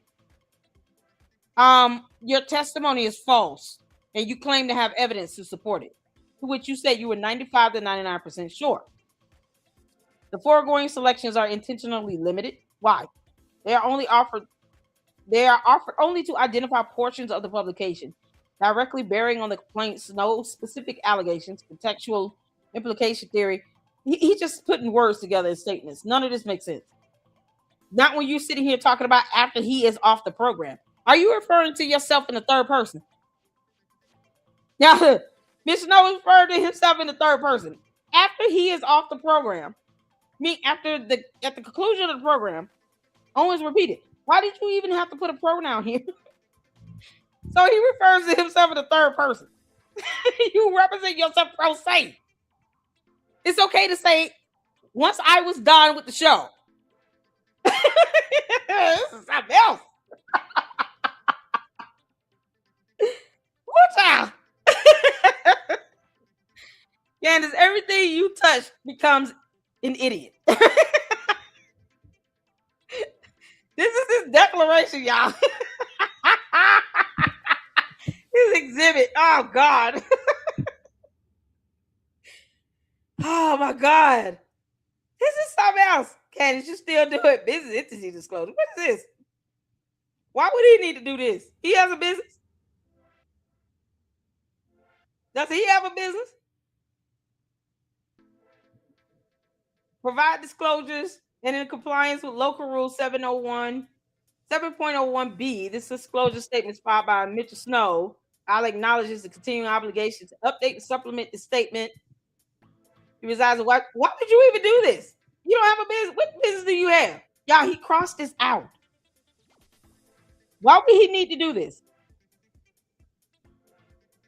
Why would you need to file a business? What the hell? You don't have an LLC or Inc. You don't have a business. Why do a disclosure statement in your non-existent business? What are you doing? I told y'all he just copied her documents. This is stupid. This is irrelevant. It's irrelevant. You don't have a business. Extension of time to file response reply. This must have been done by, because they filed their responses. So this must be the petitioner has the opportunity to file a response or a reply to their dumbass motions to dismiss. Candace, I thought you wanted subpoena power. Mitch Snow already threw you underneath the bus, Gary. You might as well just go to court. What you running for? Go to court. You can't make this stuff up. All right. Do we have the video? His eyes is ready. Y'all, this is something else. Fred Flintstone being a moron. Oh my God. Is that a video of the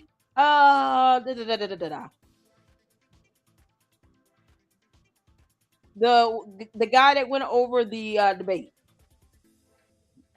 What's his name? He is stupid. He is stupid. You using, first of all, you're filing frivolous pleadings that you don't need to file. Secondly, you're repeating what Candace put in hers. Third, you didn't go to law school, so of course you don't know case law. And more than likely, a couple of those cases might not even be real. And you can't argue, whether or not the court has personal jurisdiction over you. Not a legal argument you can make. Why are you filing things you don't need to file? If you don't have a business, why did you file an entity disclosure statement? Y'all see that? Business entity disclosure statement. You don't have a business. What are you doing? You're just repeating what she did. Good grief. If the judge knows that you're pro se, they don't expect you to know the law like that to be able to represent yourself in that manner. To what her attorneys can do that because they went to law school. But at the very least, if you don't know whether or not you should file something, you might want to just call and get a consultant. You can't make this stuff up. Child, I bless God for the opportunity to have 3 attorneys on the Lady Luck Club. Gil with the whole truth, Nicholas Brooks, and Dennis Spurley. And, of course, I just bless God for my godmother. Being a retired federal magistrate judge is definitely a bonus. But if I need to ask questions, whether or not I should file something to the court, I'm going to ask an attorney if that is reasonable. Otherwise, you're filing stuff for a judge to read that he doesn't even have to read. It's so dumb. So Candace is full of crap. So are her attorneys and Mitch Snow because he is.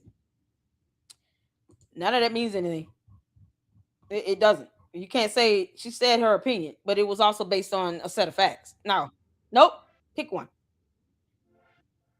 Y'all meant to tag me in a video. Oh, this moron.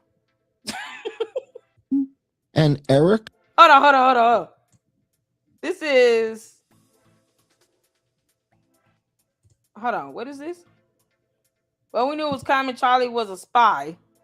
Mitch Snow was on a podcast last night, and they actually discussed the possibility Trump took Kirk out because he was a bad guy, and Erica turned him in. And the whole group is back to Egyptian plains, and then now the president of Egypt is in on it. Insanity. What? So Spanish while this, I rebuke these demons back to hell. This is ridiculous. Candace, you see what you've done? Candace, this is all your fault, you dumb demon. All because she didn't know what thunder was. Now we got to deal with this. You're all dead. Some of these other flights. Why? Well, how are you talking about Egyptian planes? Are there these clowns pilots? Who is this moron? This is the clown that said, I'm not going to concede to any of these statements that I lied about. Because I'm 95 to 99% certain. I got the evidence, but I gave it to Candace.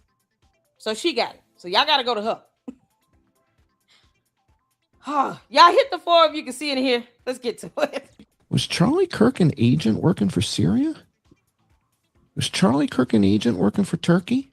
Can y'all hear this? Did his team and Erica say, Mr. President, I got to talk to you privately. Why does my husband speak Syrian? I don't know. I have no idea. Is it for real? If the president, right? If the president knew. Is it? Hold on. What Kirk is it? Was Charlie Kirk an agent working for Syria? Was Charlie Kirk an agent? Is he asking questions? Is he reading something? Why is he talking like that? Agent working for Turkey? Did his team and Erica say, Mr. President, I got to talk to you privately. Why does my husband speak Syrian? Why do I speak Spanish a little bit? Who all has the ability to speak multiple languages in the chat? Hit the 4. If you speak multiple languages, or at least one other language other than English, hit the 4. You know, because obviously being multilingual is a bad thing. That's a no. You're not learning more languages. No. Don't be intelligent and learn other languages. You can't make this stuff up. What's this dumbass? Somehow learning to speak another language is a no. He also said Shabbat Shalom. Where we going with this? Look at all these people in this chat that can speak another language. Look at that. We got some smart people up in the LLC. Boy, I'm so proud of you all. Man, Jim, can you sue the internet? I wish. You can sue Google and YouTube. They're companies. They can be sued. Oh, my God. Juju. Francisca. Look at God. Look at all these people. Susan. Saint. Phyllis. Look at all these people that can speak other languages.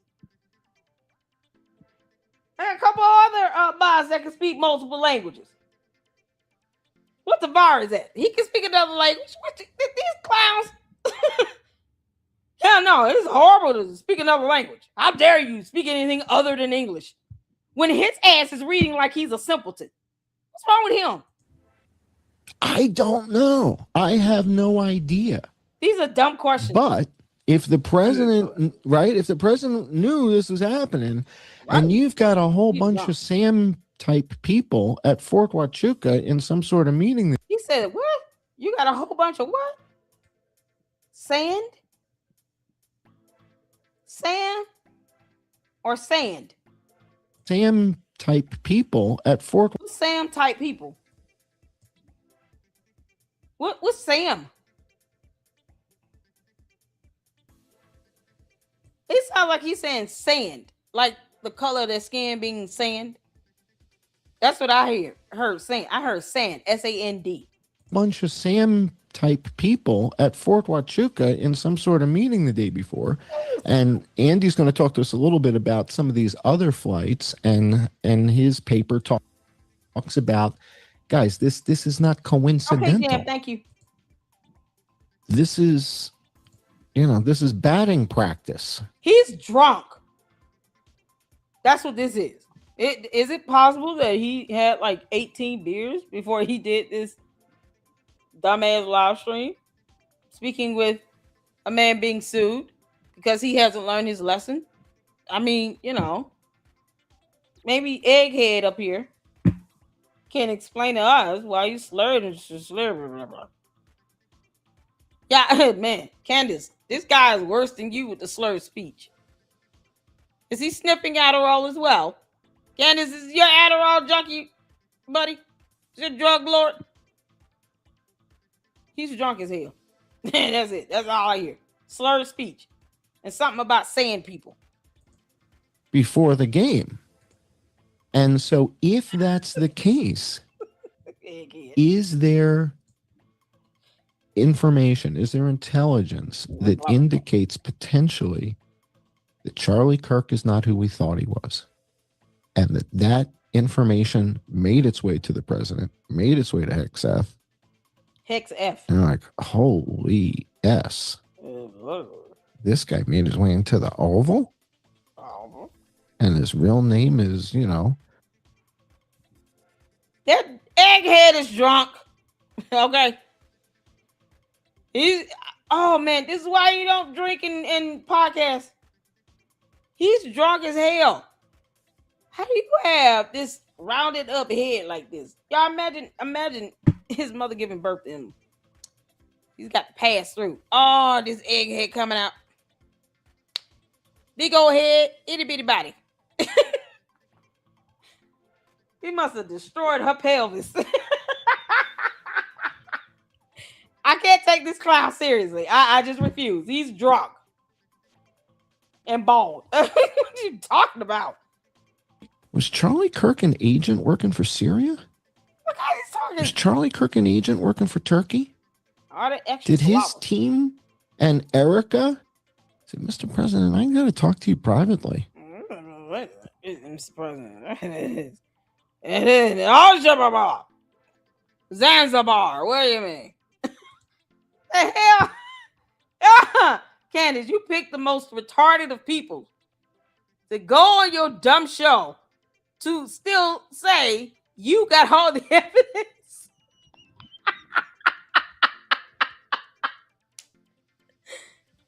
And now he's talking with Egghead and them, Larry, Curly, and Baldy out here just saying words. Yeah, they had to have they came straight from the bar. They look like they smell like nachos, cheese puffs, and beer. The cheapest kind.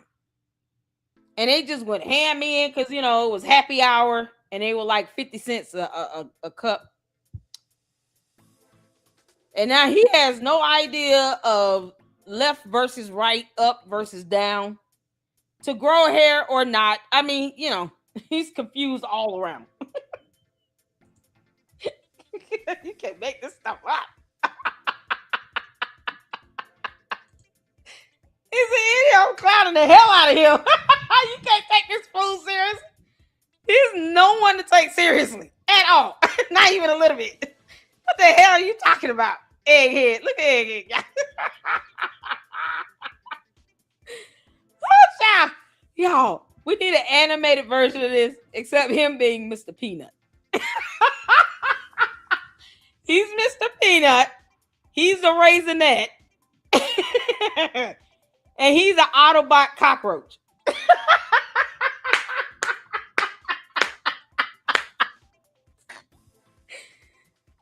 The Three Stooges is coming through. None of them got hair, so it's hard to really give them names. Oh boy.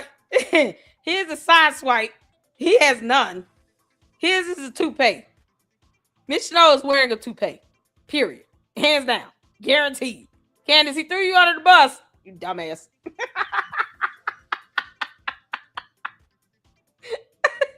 All right, let's go on from the Three Stooges. Oh, child. Y'all tag me in some stuff. Oh. God. Candace, you lost.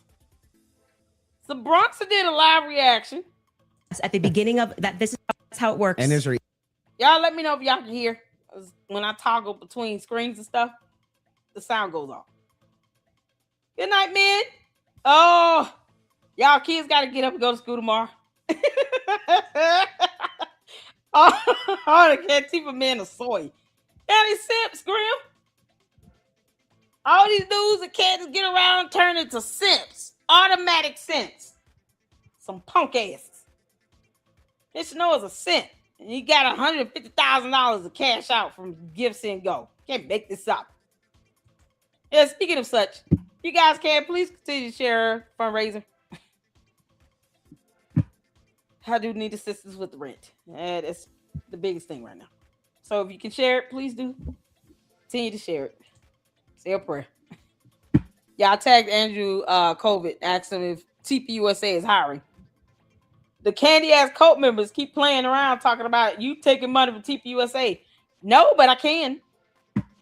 As a matter of fact, I'll work. They can pay me wages. What you talking about? Don't tempt me. Because all I'm going to do is make a fool of you. Candy ass cult members, y'all already looking to sound as stupid as hell. Your cult leader presented zero evidence. Coming up, be talking about TPUSA paying me. They can if they want to. The hell you mean? Kick rocks. These are the same clowns that won't leave me a super check. They can pay me. And I take it that the candy ass cult members are going to pay my rent, though. No? Okay, well, shut your ass up. That's how that goes. Same ones running their mouth. They won't leave you a super chat. But they run their mouth. Oh, you get TPUSA to pay you. They can pay me. And as a matter of fact, let me help you out. So I tagged in Andrew COVID and they said, hey, man, y'all hiring over at TPUSA? I will do an application. Just like I sent Benjamin Netanyahu an invoice. Keep on. That stuff don't work over here. Wow. I will make you a living fool and do it in your face. Candace, how did you spend that $300,000? Did you put a down payment to your attorneys? Did it go to their retainer or no? Meanwhile, she can't prove to them why she's asking for them to buy her merch so that she can pay for attorneys. And she's a multi-millionaire living in a mansion. Meanwhile, her cult members are working check to check, giving up their rent money. What you talking about? And I'm not going to ask Andrew COVID if TPUSA is hired. I did. Kick rocks. Same cult members, they won't help get me a job or anything. Will send any support in my fundraiser to help with bills. So why do I care what they think? It's so ridiculous. Don't tip me. If I have to send Trump an invoice, who do I send an invoice to get my $7,000 check? Oh, like here. This came from Candace. You might want to bill her. Trump will probably give me the money and he'll tell Candace you're going to pay me back. Candace, you owe me $10,000. Well, your cult members going to tell me to give me my money. Child boo. She got Rob Noor as security. Who is that? Rob Noor. She has 24-hour security. According to Rob Noor, she has 24-hour security. Child. Don't nobody want Candace. Candace, we want you in court. That's it. Boy, it would be awesome to be able to go up there to the hearing in Tennessee. It really would. I would actually go there. It's like 5 hours from where I am. I would drive up there and report in real time. I would have to have my bread stacked up. Hence, why the candy ass cult members should give me their rent money.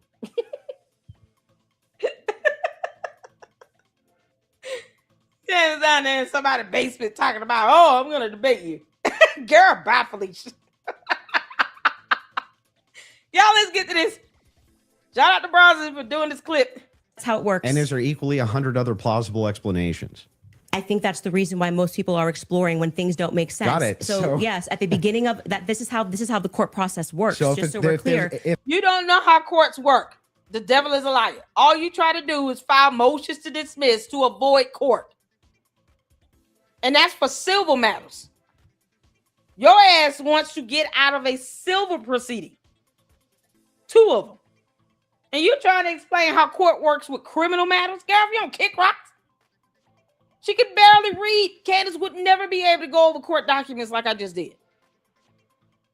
She doesn't have the understanding of these legal processes to be able to break it down for the average person to be able to understand on a fundamental level.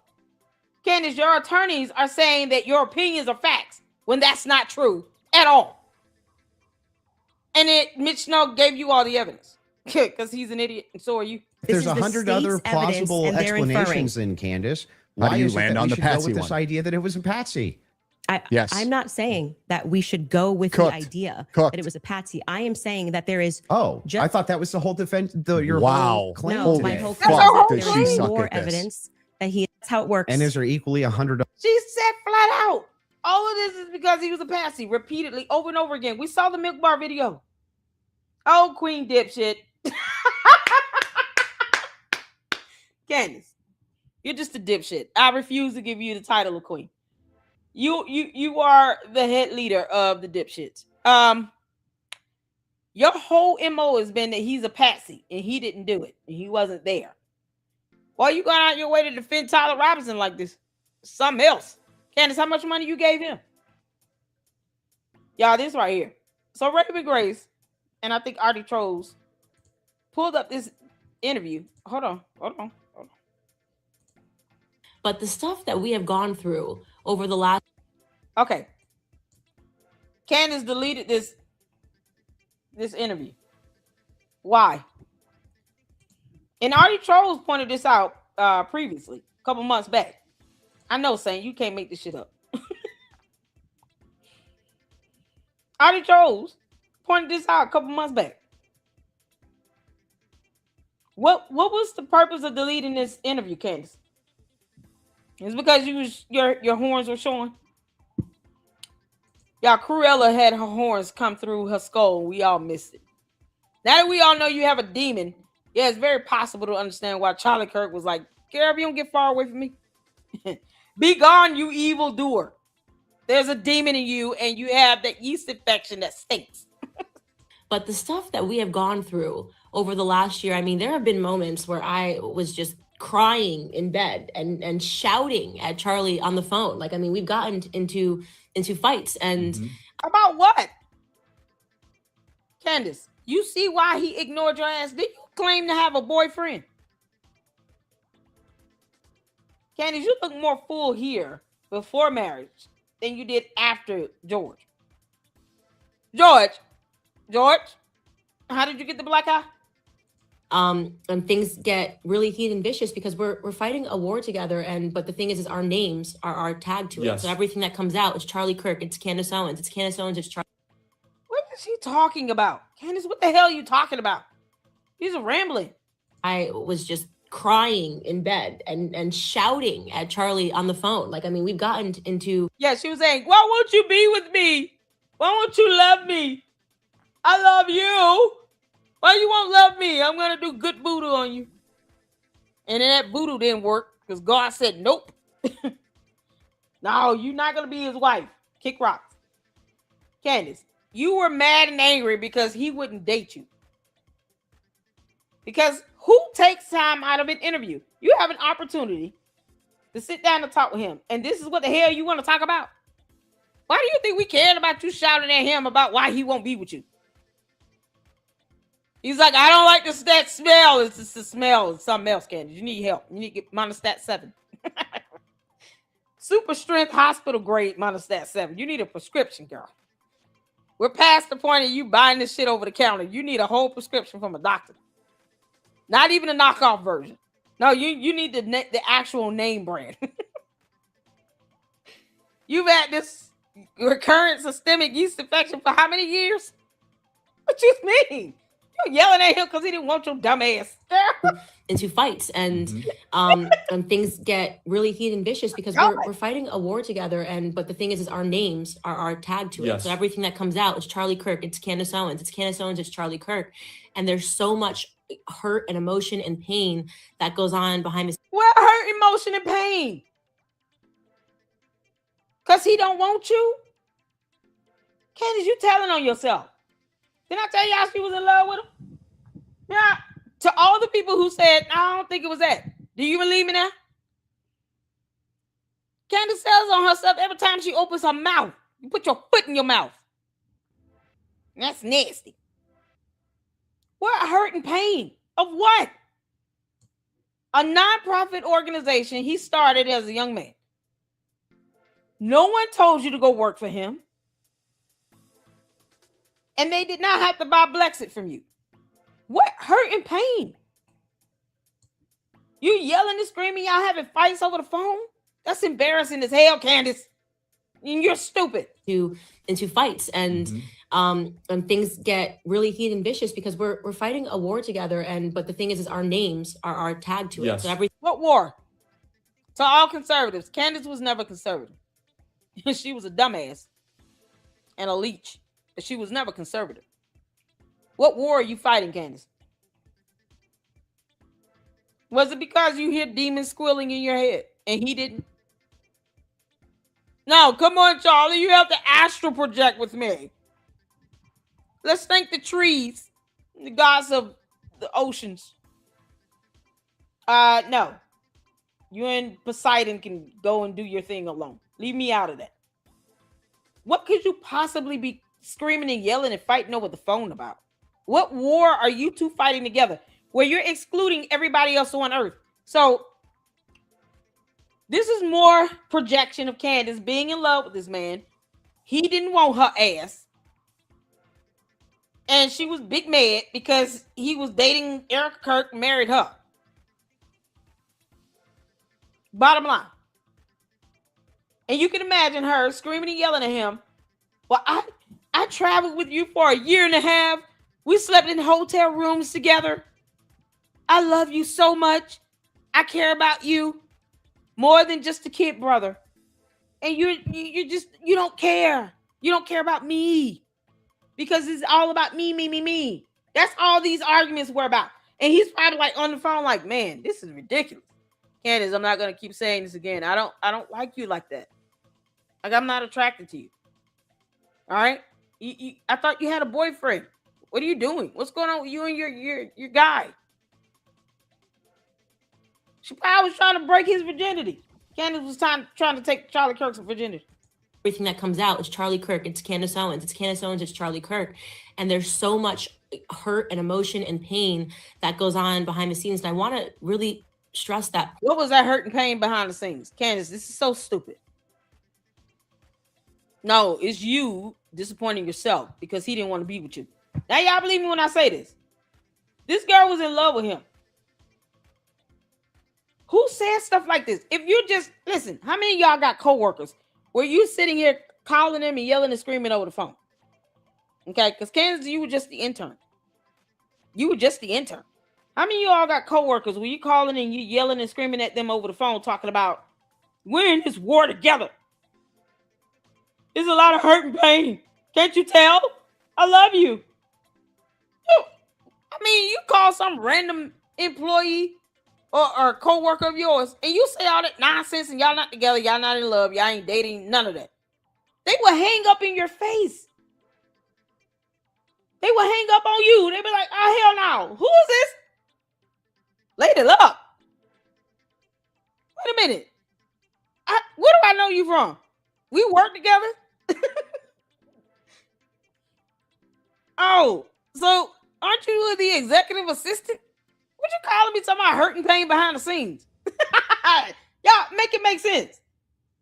I want y'all to think about that realistically being said amongst two colleagues.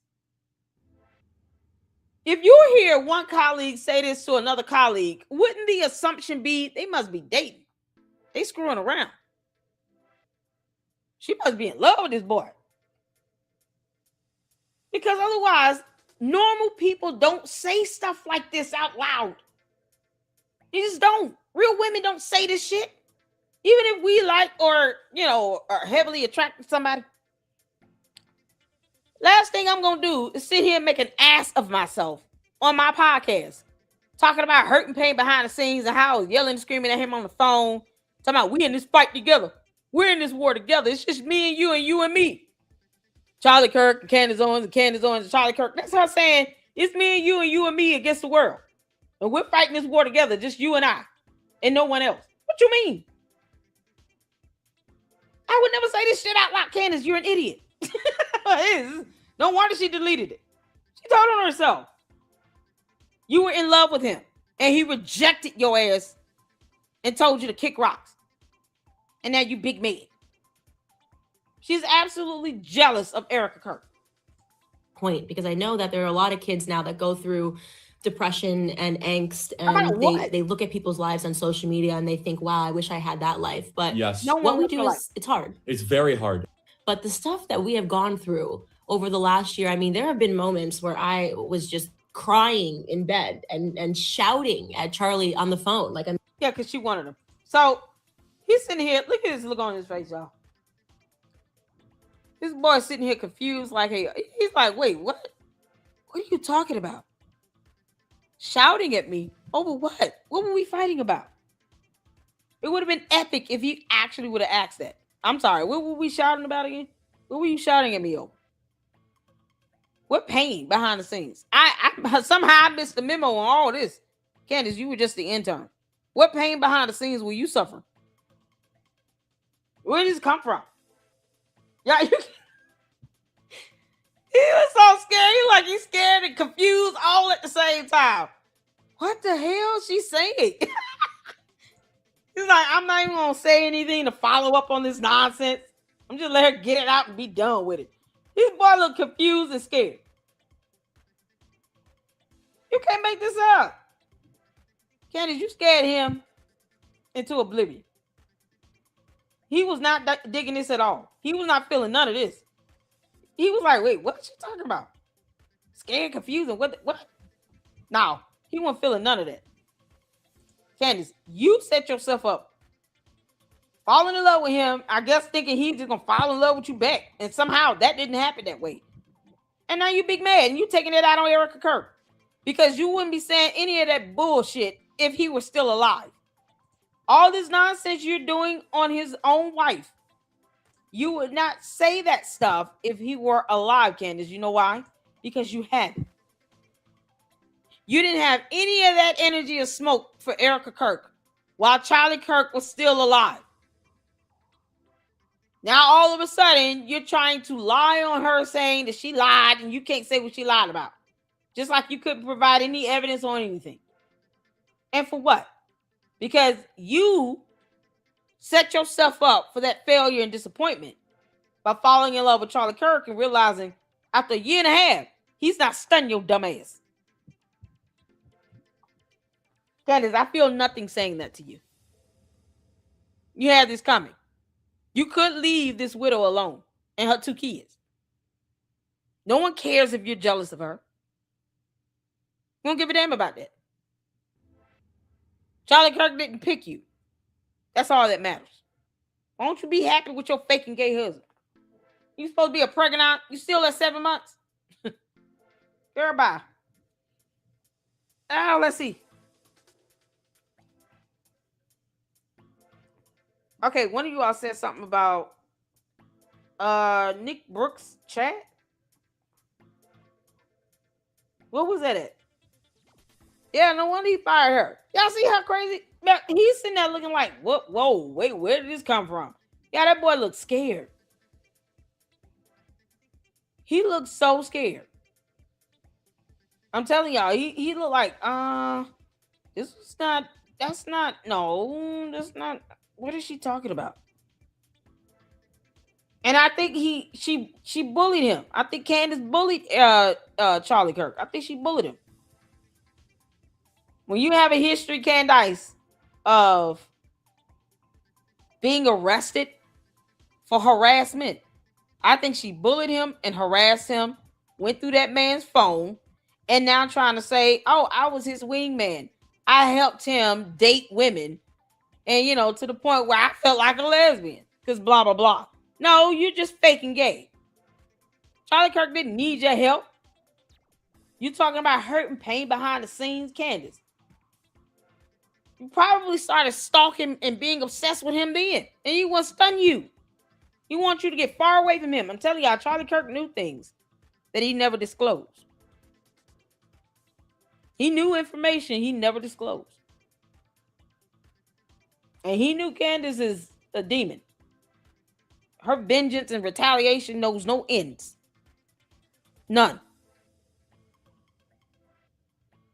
And it's unfortunate now that he's not here to defend himself or still protect and defend his wife and kids. Or his company. Candace is tearing it down because she thinks that she helped build it and she didn't. She was just the intern. And he wasn't stunning her. He was not in love with her. He didn't want to be with her. She felt rejected and denied. That is something narcissists don't like. They don't like rejection. And now look where we are. She won't leave Erica Kirk alone. And she wants that girl to respond to her. Hell no. And if she responds, let it be through a lawsuit. Y'all wanted to check this out. Y'all got time, y'all hanging out. Hit the phone. Hit the like button. Y'all enjoying yourselves? This is Joshua Carr. Y'all know he's been doing debates with candy ass cult members because they stuck on stupid. And he's like, yeah, I found some good ones here. Oh man. So he debated last week, and I wanted to check this out. Okay. You're not gonna watch the whole thing, but I did want to see some of it. And I'm just here for it. I'm here for it. Let's speed this up a little bit. But y'all know Joshua Carr, he's so sweet. He looks so dapper. He's not gonna sit here and just go back and forth like that. So if they got irate, it's because they were just irate. The candy cult members are so angry. Y'all be coming at me in the chat. How dare you, Lady Luck? You're an idiot. You're a blah, blah, blah. They sit here and call people's names, and then when you call them a name back, then they, oh no, you called me a name. If you don't kick rocks and take your punk ass somewhere, go sit down and have several seats. Hell yeah. Clowns. All right, y'all hit the floor when you can see it here. Let's get to it. We'll start with this. My claim, and any debate requires claims. My claim is simply that Tyler Robinson is the most likely person, based on the evidence I've seen, that assassinated Charlie Kirk. What do you believe about this? What is your claim that you would say? Well, first off, you got a big heart to think that. I mean, most people that believe that narrative, I believe, are kind-hearted people to really believe that, that nobody else can be involved. Nobody close to him can be involved. None of his friends, his spouse. I mean, for me, that's, it's hard to believe, like you got, more than 40% of people, of murders are committed by people they know. It's not some guy like waking up in the morning and deciding to climb a roof and say, I'm going to take a shot at Charlie Kirk today, and I mean, to start with. Yeah, despite the physical evidence that points to just that. See, this is why I can't do these debates. You got to come with facts and evidence. I don't operate outside of what would be expected in a court of law. When you're talking about a debate, loss of life of a man that was assassinated on national television in front of 3,000 people, you're not going to tell those 3,000 people they did not see what they saw with their own eyes and hear what they heard with their own ears. The overall response of the majority of the people turning around looking back because that's where they heard the shot come from. You're not going to tell them that did not happen. Not even a little bit. So, you need evidence to place that person at the scene of the crime. Or evidence to somehow be able to allege someone was involved with a whole crime. Even in a cover-up. Conspiracy, however you want to term it. That's still a crime. So you're either being defamatory or you're dumb and you can't read. Which one is it? That's where, I'm kind of, I'm iffy. Fair enough. So let me address that directly. So first off, this murder is a little bit different than most because Charlie Kirk is a public figure and he's a divisive public figure. I mean, I don't personally find him divisive. I don't think what he did was very divisive, but people felt that way. So that's going to be very different than your classic murder case in which a boyfriend got really angry at his girlfriend. He was on drugs and then he did something horrible. Hey, that's fundamentally different. But let's take your assumption for a second and say that the 40% does apply to this case anyway.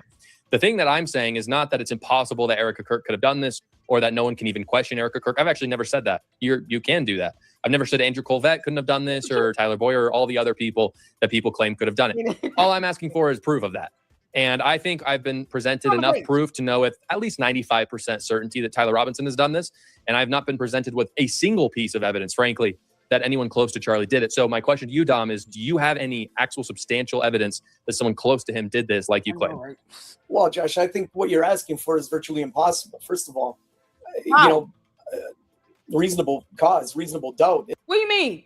Why is it virtually impossible to produce evidence to support your claim? That's how investigations work. You didn't know that? Candace's job was to gather evidence to support her bullshit. And she can't even say who did it. And has no evidence to support whatever other person she names. So far, we're going to say George Farmer. Because it looks like George Farmer, we don't have his alibi. It's reasonable to assume that he will fit the physical description of Tyler Robinson. He could have easily purchased a whole vehicle and put Tyler Robinson as his name. Have a whole identity set up with Tyler James Robinson. Very possible for George Farmer to have a whole identity established as Tyler James Robinson and to try to replicate this man's life. Who gonna check me, boo? See, this is more plausible than just saying, we don't know who did it. But, Tyler Robinson did not do it. And you're being very nice for saying that he did. What? No, it's called DNA evidence. Until then, I can give plausible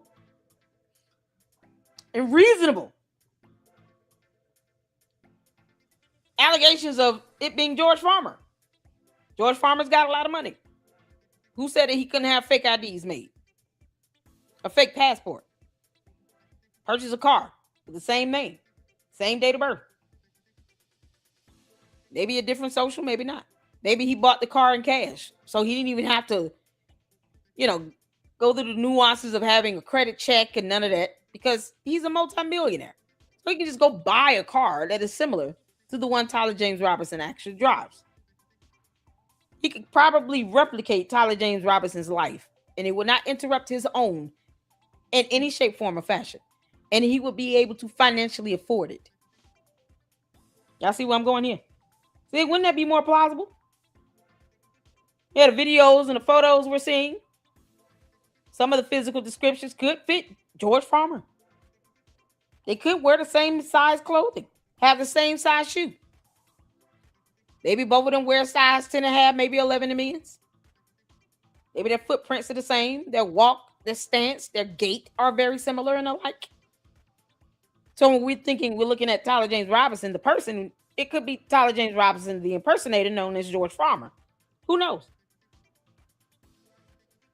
Now imagine if I could get evidence to support that. That would be more reasonable and plausible. But I have to have evidence to support all of that. Even that would hold up better than this dumb shit that they coming up with. Oh, because you're being kind-hearted. No, I just read the charging documents and I know what evidence means. You mean? Is all you need in this situation.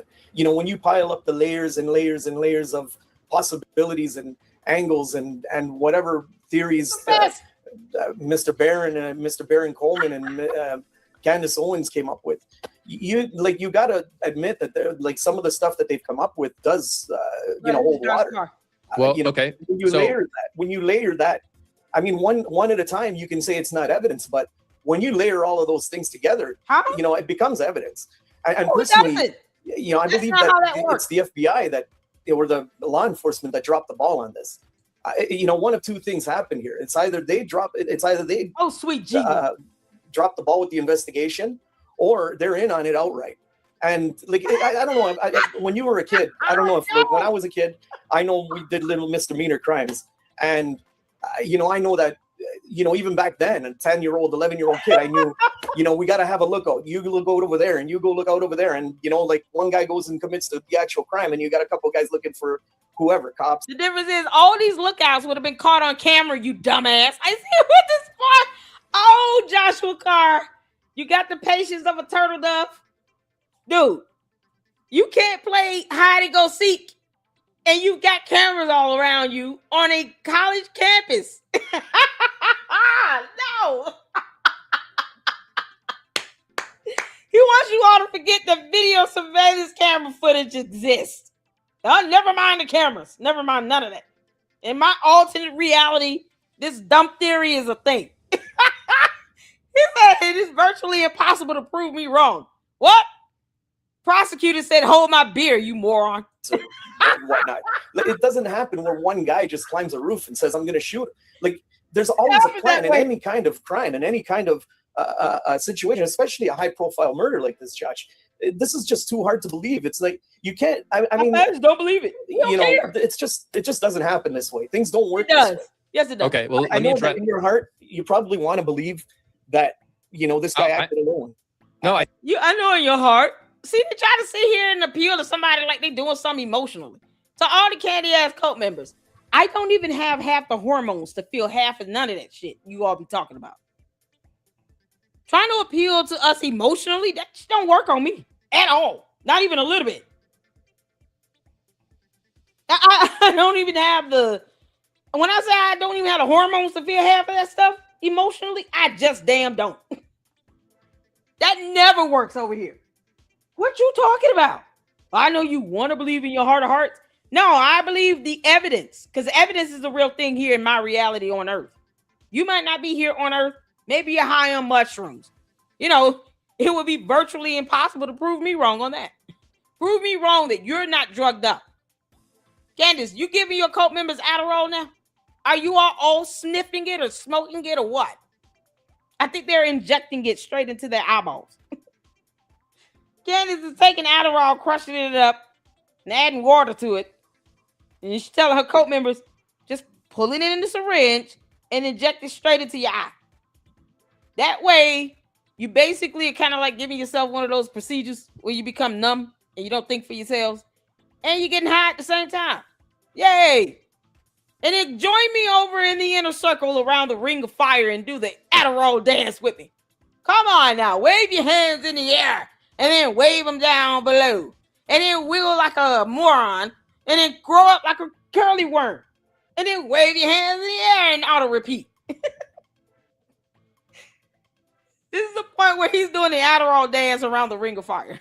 I really don't care. Like, to be honest, I've got no dog in this fight. I've never met Erica Kirk. I've barely met Andrew Colvett a couple weeks ago. Like, I've got no personal connections at TPUSA or business connections at all. But let me address what you just said really quick. I want to address the audience really quick, you guys. If you have a question for myself or Dom, you can leave a super chat below. It does help us to stay independent here, and it helps my channel. And I do appreciate you guys. We'll answer every single question that's in there, even if it's a comment towards me and Dom. I want to give Dom the opportunity to answer questions as well. Let me address what you said, Dom. So first off, this idea of Baron Coleman or Candace Owens can come up with all of these random anecdotal pieces of evidence, and then they're alone not sufficient, but when you string them together, they form a narrative. All that is just storytelling. That's not evidence. Your words exactly were, alone, okay, maybe not, but string together, it's evidence. That's not how evidence works. Evidence works on its own. A piece of evidence on its own may not be good enough to convict someone of something in a court, but it's still a piece of evidence on its own. It should hold up without anything else associated with it. And I see that with the Tyler Robinson case, and we can get into that. The other thing you said, I asked you at the very beginning what your claim about this was, and you brought up people close to Charlie Kirk. My problem is that you're bringing up reasonable doubt when it comes to Tyler Robinson, and I agree with you. We have to prove beyond reasonable doubt. And when I say we, what I actually mean is the prosecutors. I don't have to do that. I agree that they have to prove that beyond reasonable doubt he did it. Otherwise, he cannot be convicted. But I'm just curious, do you not believe that there's actually reasonable doubt for Erica or TPUSA? Like, you're saying that beyond a reasonable doubt, you know that someone close to Charlie Kirk did this, and why would you say that? Where's your evidence? This stuff doesn't happen just because, I'm against transsexual, or it just doesn't happen like that. It's always. But it did happen like that. Did I not know about the guy? What was the murder in the University of Texas? I'm gonna pull this up because I talked about this in the very beginning, so that people could have something. 1966. Ooh, child, we going back. I brought this up at the very beginning of my reporting on Charlie Kirk's assassination. You all can literally go, I can pull up the video where I talked about this. It was like one of the first 3 videos that I went over. The University of Texas Tower shooting in 1966.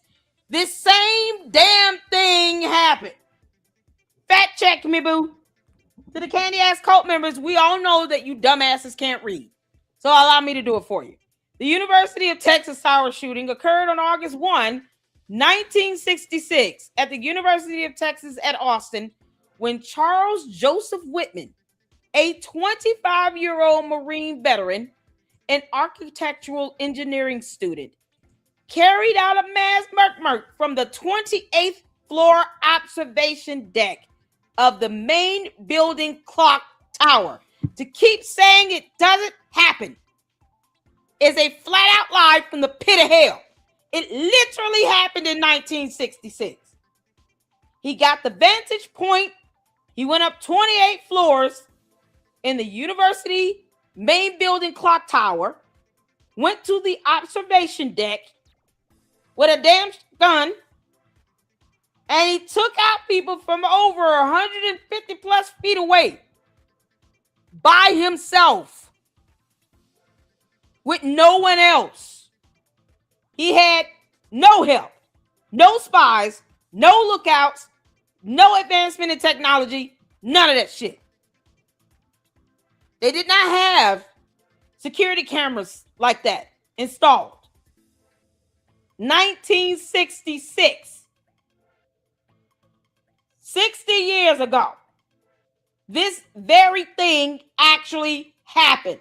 To all the candy ass cult members, kick rocks. History will prevail. And you morons will still not read. What are you talking about? This happened in 1966. They didn't even have DNA evidence back then.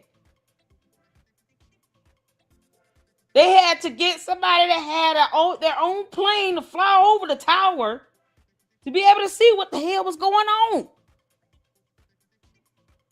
And then when the police came in, they had to come in from other buildings and get the same vantage point as him to be at eye level, to be able to see what he was doing.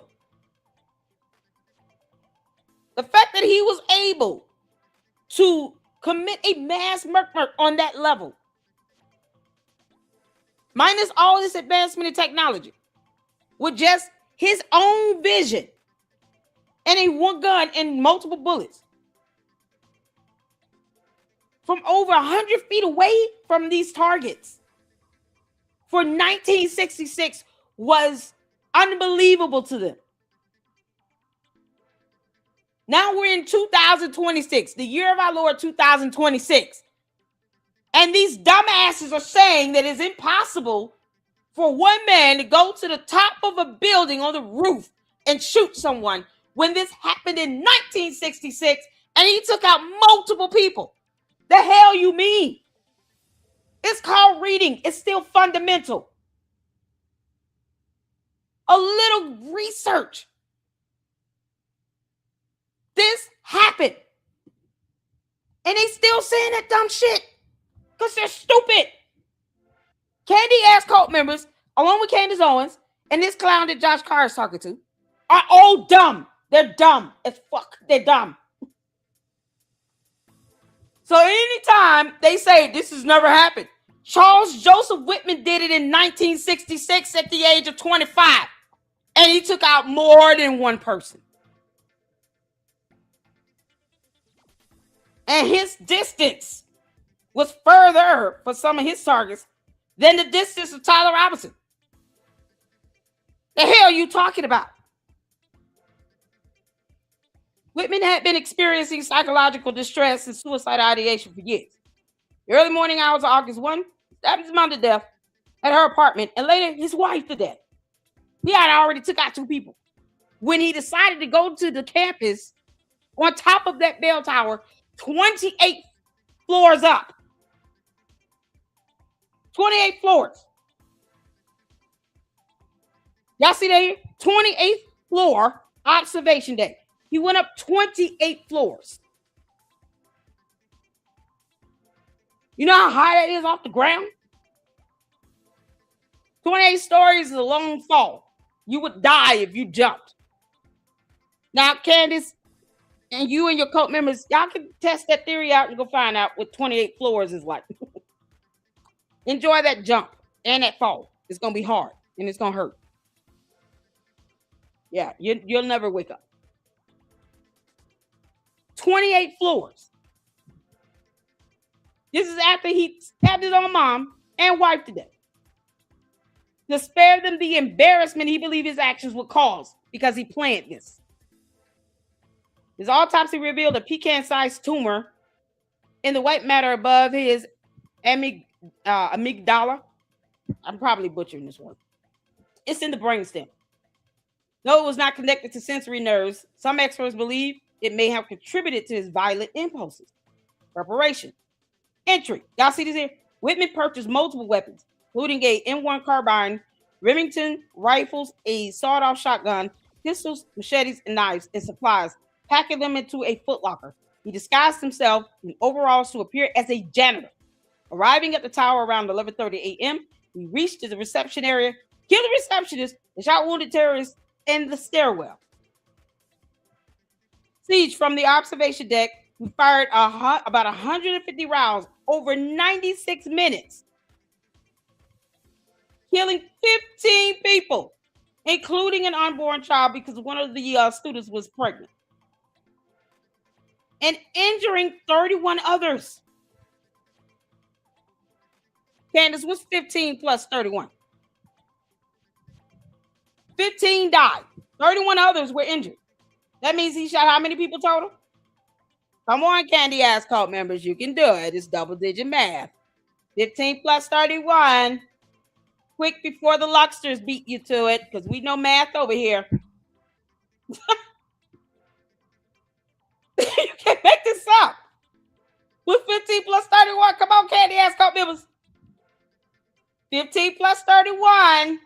Come on. You can do it. You can do it. Almost there. Don't use your fingers. That's cheating. Add 3 plus 1 and then 1 plus 5. What's the number? All right. Luxers, help them out.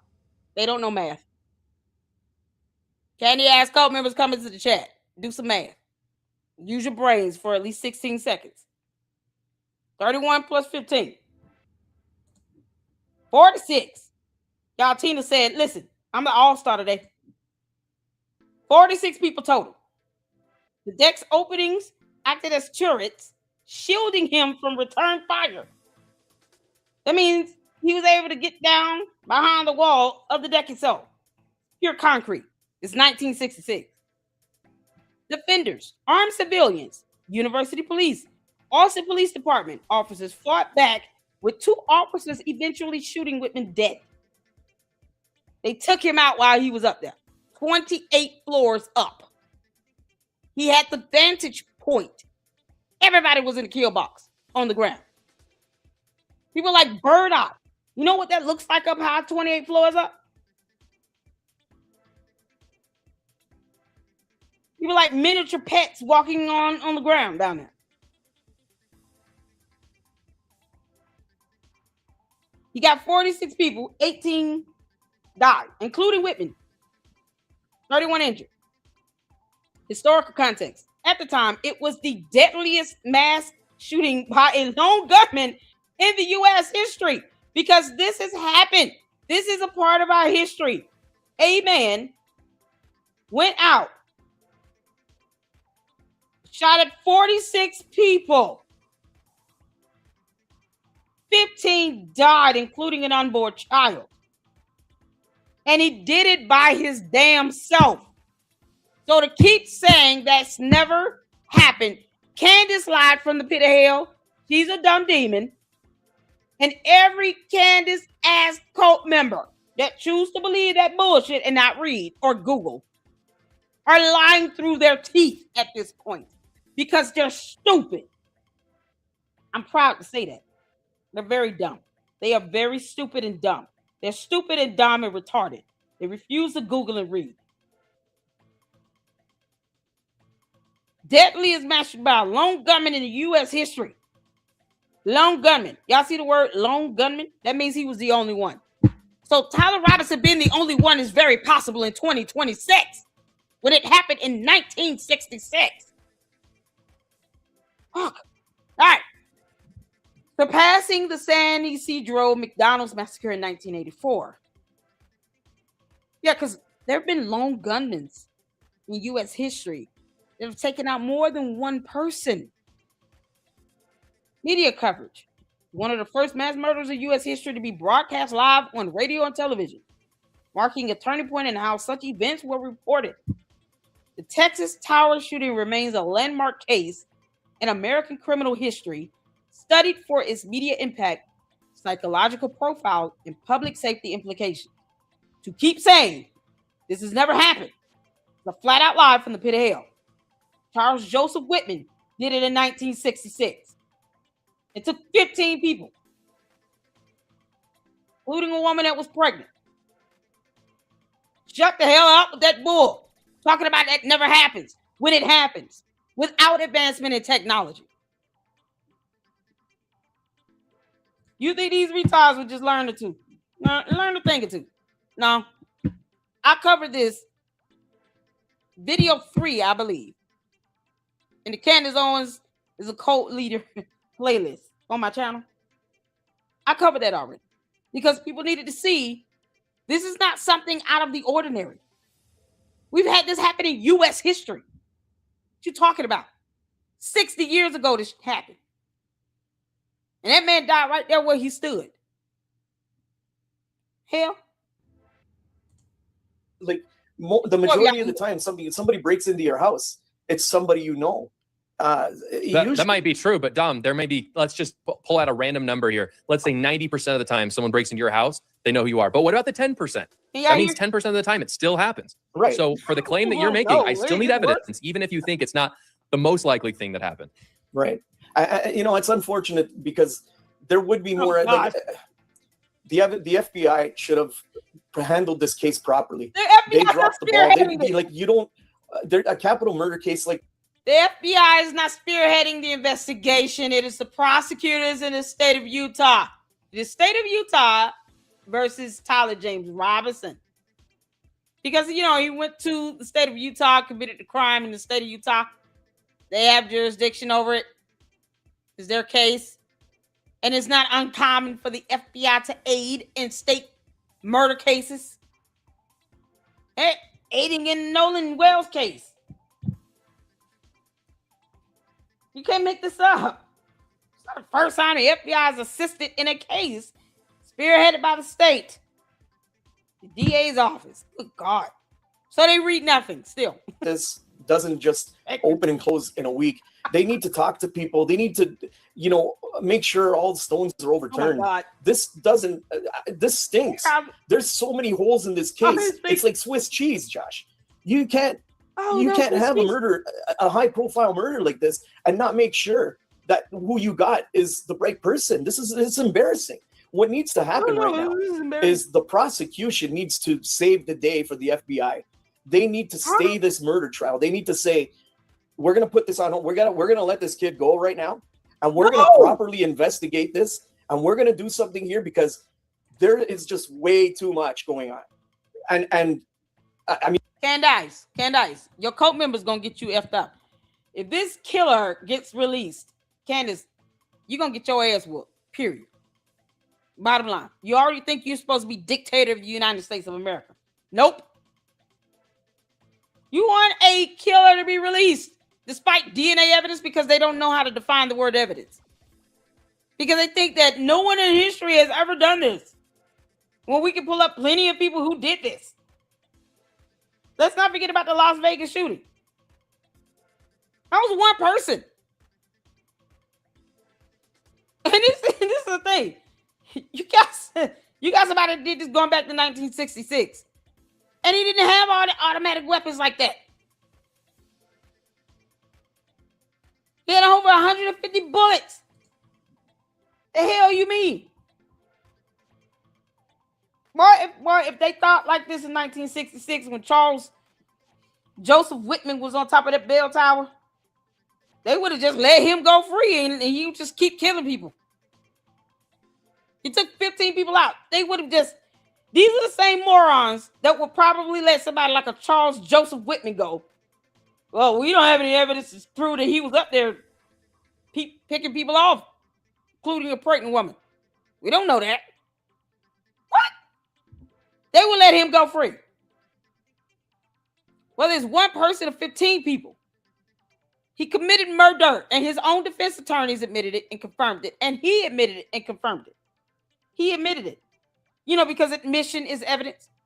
He admitted to it. That is evidence. Candace is still stupid and dumb. The hell? Boy, this is unbelievable. The vest, the guy's camera going off. I can sit here for an hour with you, Josh. And we can go over every little nook and cranny about all this stuff. And it's just layer upon layer of, because you don't know what evidence is. Law enforcement just dropping the ball. It's terrible. You're going to execute this kid. You want this kid.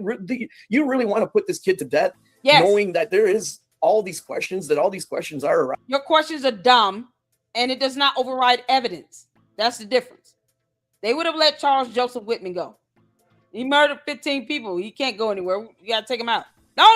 We don't have any evidence. We don't know if he's really up there. It could be a mirage. Ugh. Come on. It's terrible. I'm not going to sit here and say that Tyler Robinson did not have anything to do with this. He needs to pay for what he did. His role in this, he needs to pay for it. Yeah, everyone is on like a totally different place with this, Dom, so I don't want to put you in a box. What do you believe Tyler Robinson's involvement was in the assassination then? I believe his involvement was, again, I'm going to use the word layers. I think there were layers of involvement. I think his involvement was the same as George, what's George Wynn? Was that his name? The guy that stood up and said, I did it? George Wynn. Yeah. Yes. There were. George Wynn. He don't even know that guy's name, but he wants to sit here and say with a blessed assurance, there's no evidence to put this kid to death. You know, because we don't know what evidence is. And we got millions of questions about the evidence, and we believe nothing and everything at the same time. Everything, everywhere, all at once. There were a few decoys out there like that. I think he was also one of those kind of guys. I'm almost, I'm 95% certain like you that it's people in his circle that were involved in this. Okay, based on what evidence? Because I'm only 95% sure of what I know about Tyler Robinson because of what's been presented in court by prosecutors and investigators. None of it, and I mean literally 0%, came from my own opinion or me sitting in my living room thinking about it. All of it comes from actual proof and evidence that's been out there. So I'm just asking for one piece of evidence. I can give you at least 10, but can you just give me one? I don't know if you can give me 10. What you're giving me is also a highly probable, text messages that. Well, you believe it or not is irrelevant. It's called DNA evidence, you dumbass. DNA, stuff that comes out of your body. Let's start with your sweat. Because he looks like he is just oozing milk. Dom looks like he is sweating out Crisco, don't he? I can't believe it's not butter. No, it's Dom sweat. His furry boyfriend could have put out there. Can you give me a piece of evidence? Even I understand all of that. Again, I've got too much for you on that. Sorry, Josh. It's unfortunate. I can't give you a hard evidence because if that is unfortunate. Because that's literally all. How are we supposed to believe anything you're saying, Dom? If you don't have evidence, that's crazy talk. I'm giving you the reason here is because the FBI and law enforcement properly investigated this and done their job properly. You would have probably had a mountain of evidence right now. There would have probably been a mountain of evidence. You would have. You know what I would like to know? How are you totally against every little thing that Candace Owens and Baron Coleman are saying? You do not believe any of that? Well, all I'm asking for, to be clear, no, just to be super clear on this, all I'm asking for, and by the way, I totally believe in investigative journalism, so I'm totally okay with getting evidence from investigative journalists. It doesn't just have to be prosecutors or state investigators like we've had. Stop making his own Marjorie. Boy, Crisco got nothing on him.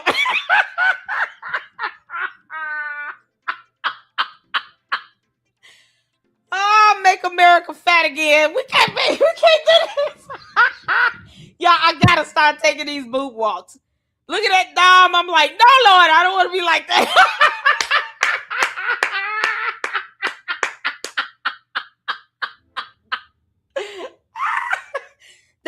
Dom, are you wearing a bra? Because if not, you need one. There's a lot of stuff jiggling. Oh, Lord. Walla. Yo, Dom is just jiggling all over the place. What's going on with this neck? Gobble, gobble. You turkey. Gobble, gobble. All I'm asking for is like one piece of evidence from Candace Owens or Baron Coleman. And what I would counter to you with is what I usually get is calling Erica Kirk Erica Franzfey by Candace Owens, which is just very, sorry, I put a thumbs up. So now my thing wanted to put a thumbs up on the screen. That's funny. For me, that's for me. For you. Calling her Erica Franzfey, that doesn't seem to be an investigative journalist thing. That was just a scathing thing she wanted to say. You have Baron Coleman and Candace Owens making tens of millions of dollars off their podcast, trying to string things out as long as they can. You've got Candace Owens just ripping into Erica Kirk for being a Romanian trafficker, even though there's no evidence of that. Anyway, they don't act like investigative journalists because they're scathing and rude. They're also not investigative journalists in that they don't show any proof or evidence. So again, all I'd ask is if you want to cite Candace Owens or Baron Coleman, just show me a piece of actual evidence that they have come up with. And if you can't give that to me, they're not a real source. What you're asking for is it really is impossible. Evidence. So wait, okay. Really? Why is evidence impossible? You know what's impossible? It is impossible to imagine him being stuffed with cornbread dressing. Dom, you are one big bird. You understand? Really quick, I just want to. Anybody is totally impossible. Can I ask a point of clarification just really quick, and then I'll let you talk about it. Sure. My point of clarification is you're saying it's impossible. So what has been the point of Candace Owens and Baron Coleman's existence over the last 10 months? You're saying, you're admitting to me, they have not come up with a single piece of evidence. I'm not saying that. You're asking me for evidence, right? From them. You can cite someone else. Right.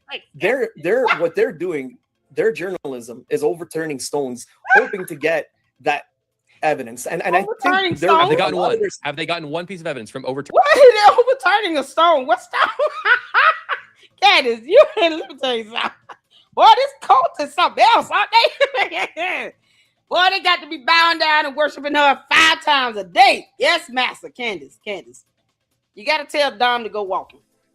Dom, join us on our boob walks that I am definitely going to start taking. You've given me enough inspiration to get enough energy to remind me that I need to drop 75 damn pounds. I cannot. Oh man, you can't make this up. Oh my God.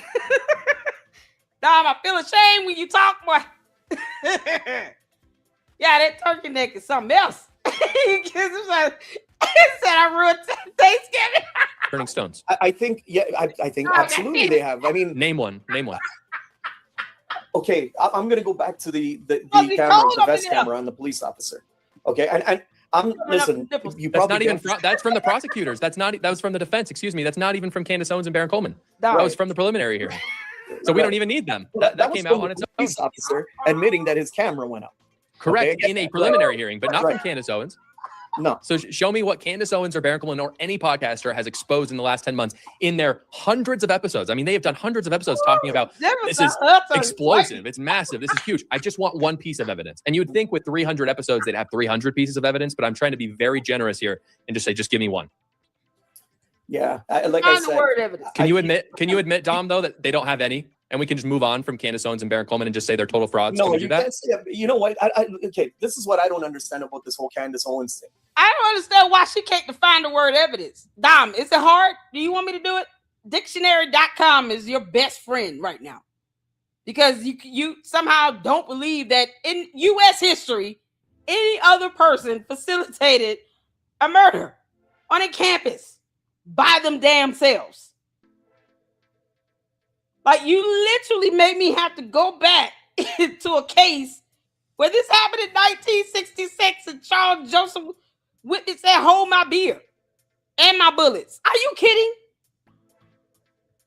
All because they don't want to define the word evidence. They can't define it. Watch out. All right, guess I got to do it. Evidence definition for dummies. Hold on, for dummies. Yeah, because we...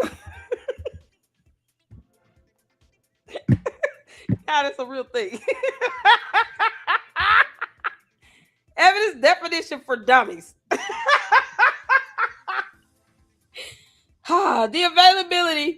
The available body of facts or information indicating whether a belief or proposition is true or valid. As a verb, be or show evidence of. Yeah, I told you I looked this up. Evidence meaning definition for dummies. Because they're dummies. This is the version they're going to get. Yeah, like small children. Candace. Make sure you tell your cult members, listen, Lady Luck Club, deserves the $10,000 I owe her because she looked it up for dummies. Yes, she did.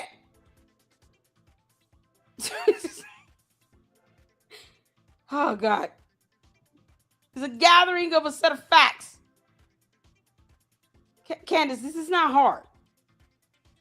You and your cult need like a vocabulary lesson once a week. You could do this for any word. Just look up the definition of that word for dummies. Non-kid. Because they don't want to insult children because there's a difference. You being a grown-ass dummy versus being a child who may not know or have learned the word yet are two totally different things. So when it comes to the cult, you guys have to make sure you pull up information for dummies. Okay? Gives a very simpleton breakdown of things. They use like 2 and 3 syllable words. It's not very complicated or hard to understand. Because that's how you got to do for cult members. Because they have this hive mentality. All he's doing is reverberating this garbage that came out of Candace and Baron Coleman's dumbass. Nasty mouths. That's all he's doing. They're on auto repeat. They can't think for themselves and none of that. Because they're dummies. That's what we are. So when y'all look stuff up, make sure you put like definition for dummies, okay? That's how we gotta go. Oh my God. Back to the dummy that Josh Carr is debating. Josh Carr, honey, you have a heart of gold to have this much temperament and patience for these people. Y'all hit the 4.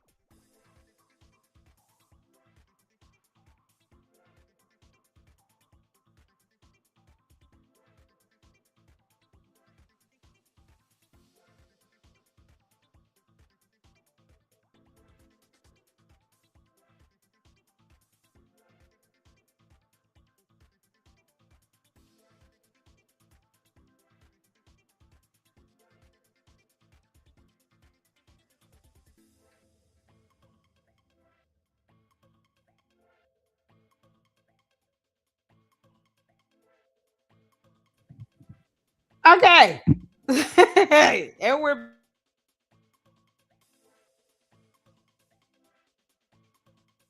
because something's going on with the internet. I need to hit the lottery. Y'all, we have each other's backs in my hood, but boy, I got to get out of it. Y'all.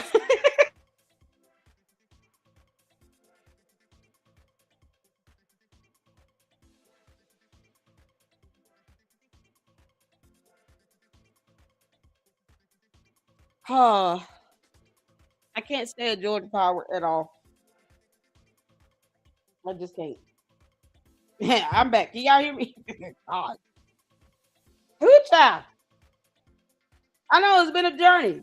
Seeing the lights just flash and the internet go off, boy, it makes you appreciate all this advancement in technology for real. I'm gonna tell y'all right now. Power going out and my devices are going dead. Oh no. Why are we over here having a panic attack? I'm not playing. I will get a car charger and go drive around and charge my stuff up. I can't handle it. Oh my God. Y'all hit the phone. Y'all can hear me. All right, thank you. Oh, Candace and her dumb demons over here to try to mess up with my electricity. Candace, I rebuke you and that dumb demon in you. You understand? She was like, go get it. Just try to knock out the electricity. 15 seconds. She going in. Candace, you're an idiot. just plain and simple. Good God in heaven. All right. Y'all, let's get back to this. Can we get back to this with Josh Carr and Dom sweating turkey juice over here? So the job turkey over here, Dom, is trying to tell Joshua Carr that, oh no, I'm not going to denounce my cult leader because, evidence, but no, I don't have evidence to support anything my cult leader said. Because evidence. And they don't know what it means. They just damn don't, y'all. By the way, Patreon is up and running. I told you all I would create Patreon to do music reaction videos because YouTube sucks. They copyright everything. I don't have the time in the day to go back and forth with YouTube. They can kick rock. So we have Patreon. You guys can go over and subscribe for free for the music reactions, like $5 for the membership to get ad-free content, no ads, no interruptions. Just stock throwing music reactions. We're here for it. This channel was started for that. And when YouTube started cracking down on, oh, you can't react to this music, that music, blah, blah, blah. So many music reactors had to switch and go to doing other content. And so that's what happened. We had to do it. YouTube will not, like, we can't see, I can't fight YouTube all day about a copyright claim. I just can't. And that's the quickest way to get copyright claim with your content. If you sit here, you playing music, it's copyright. Some people want to fight it. Go ahead, go for it. Go for the stars. Sue YouTube into oblivion. Do I personally have time to do that? No, I don't. But if there's an option to still be able to do that type of content and just put it on Patreon,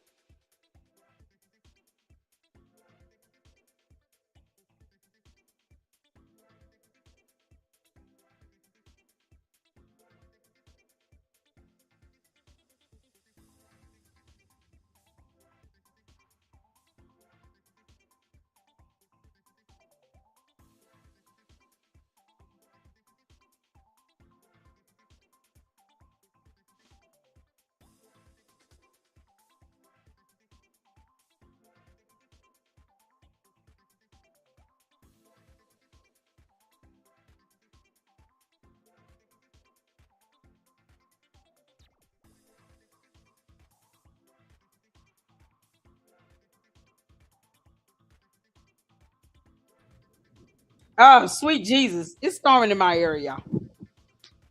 Yeah.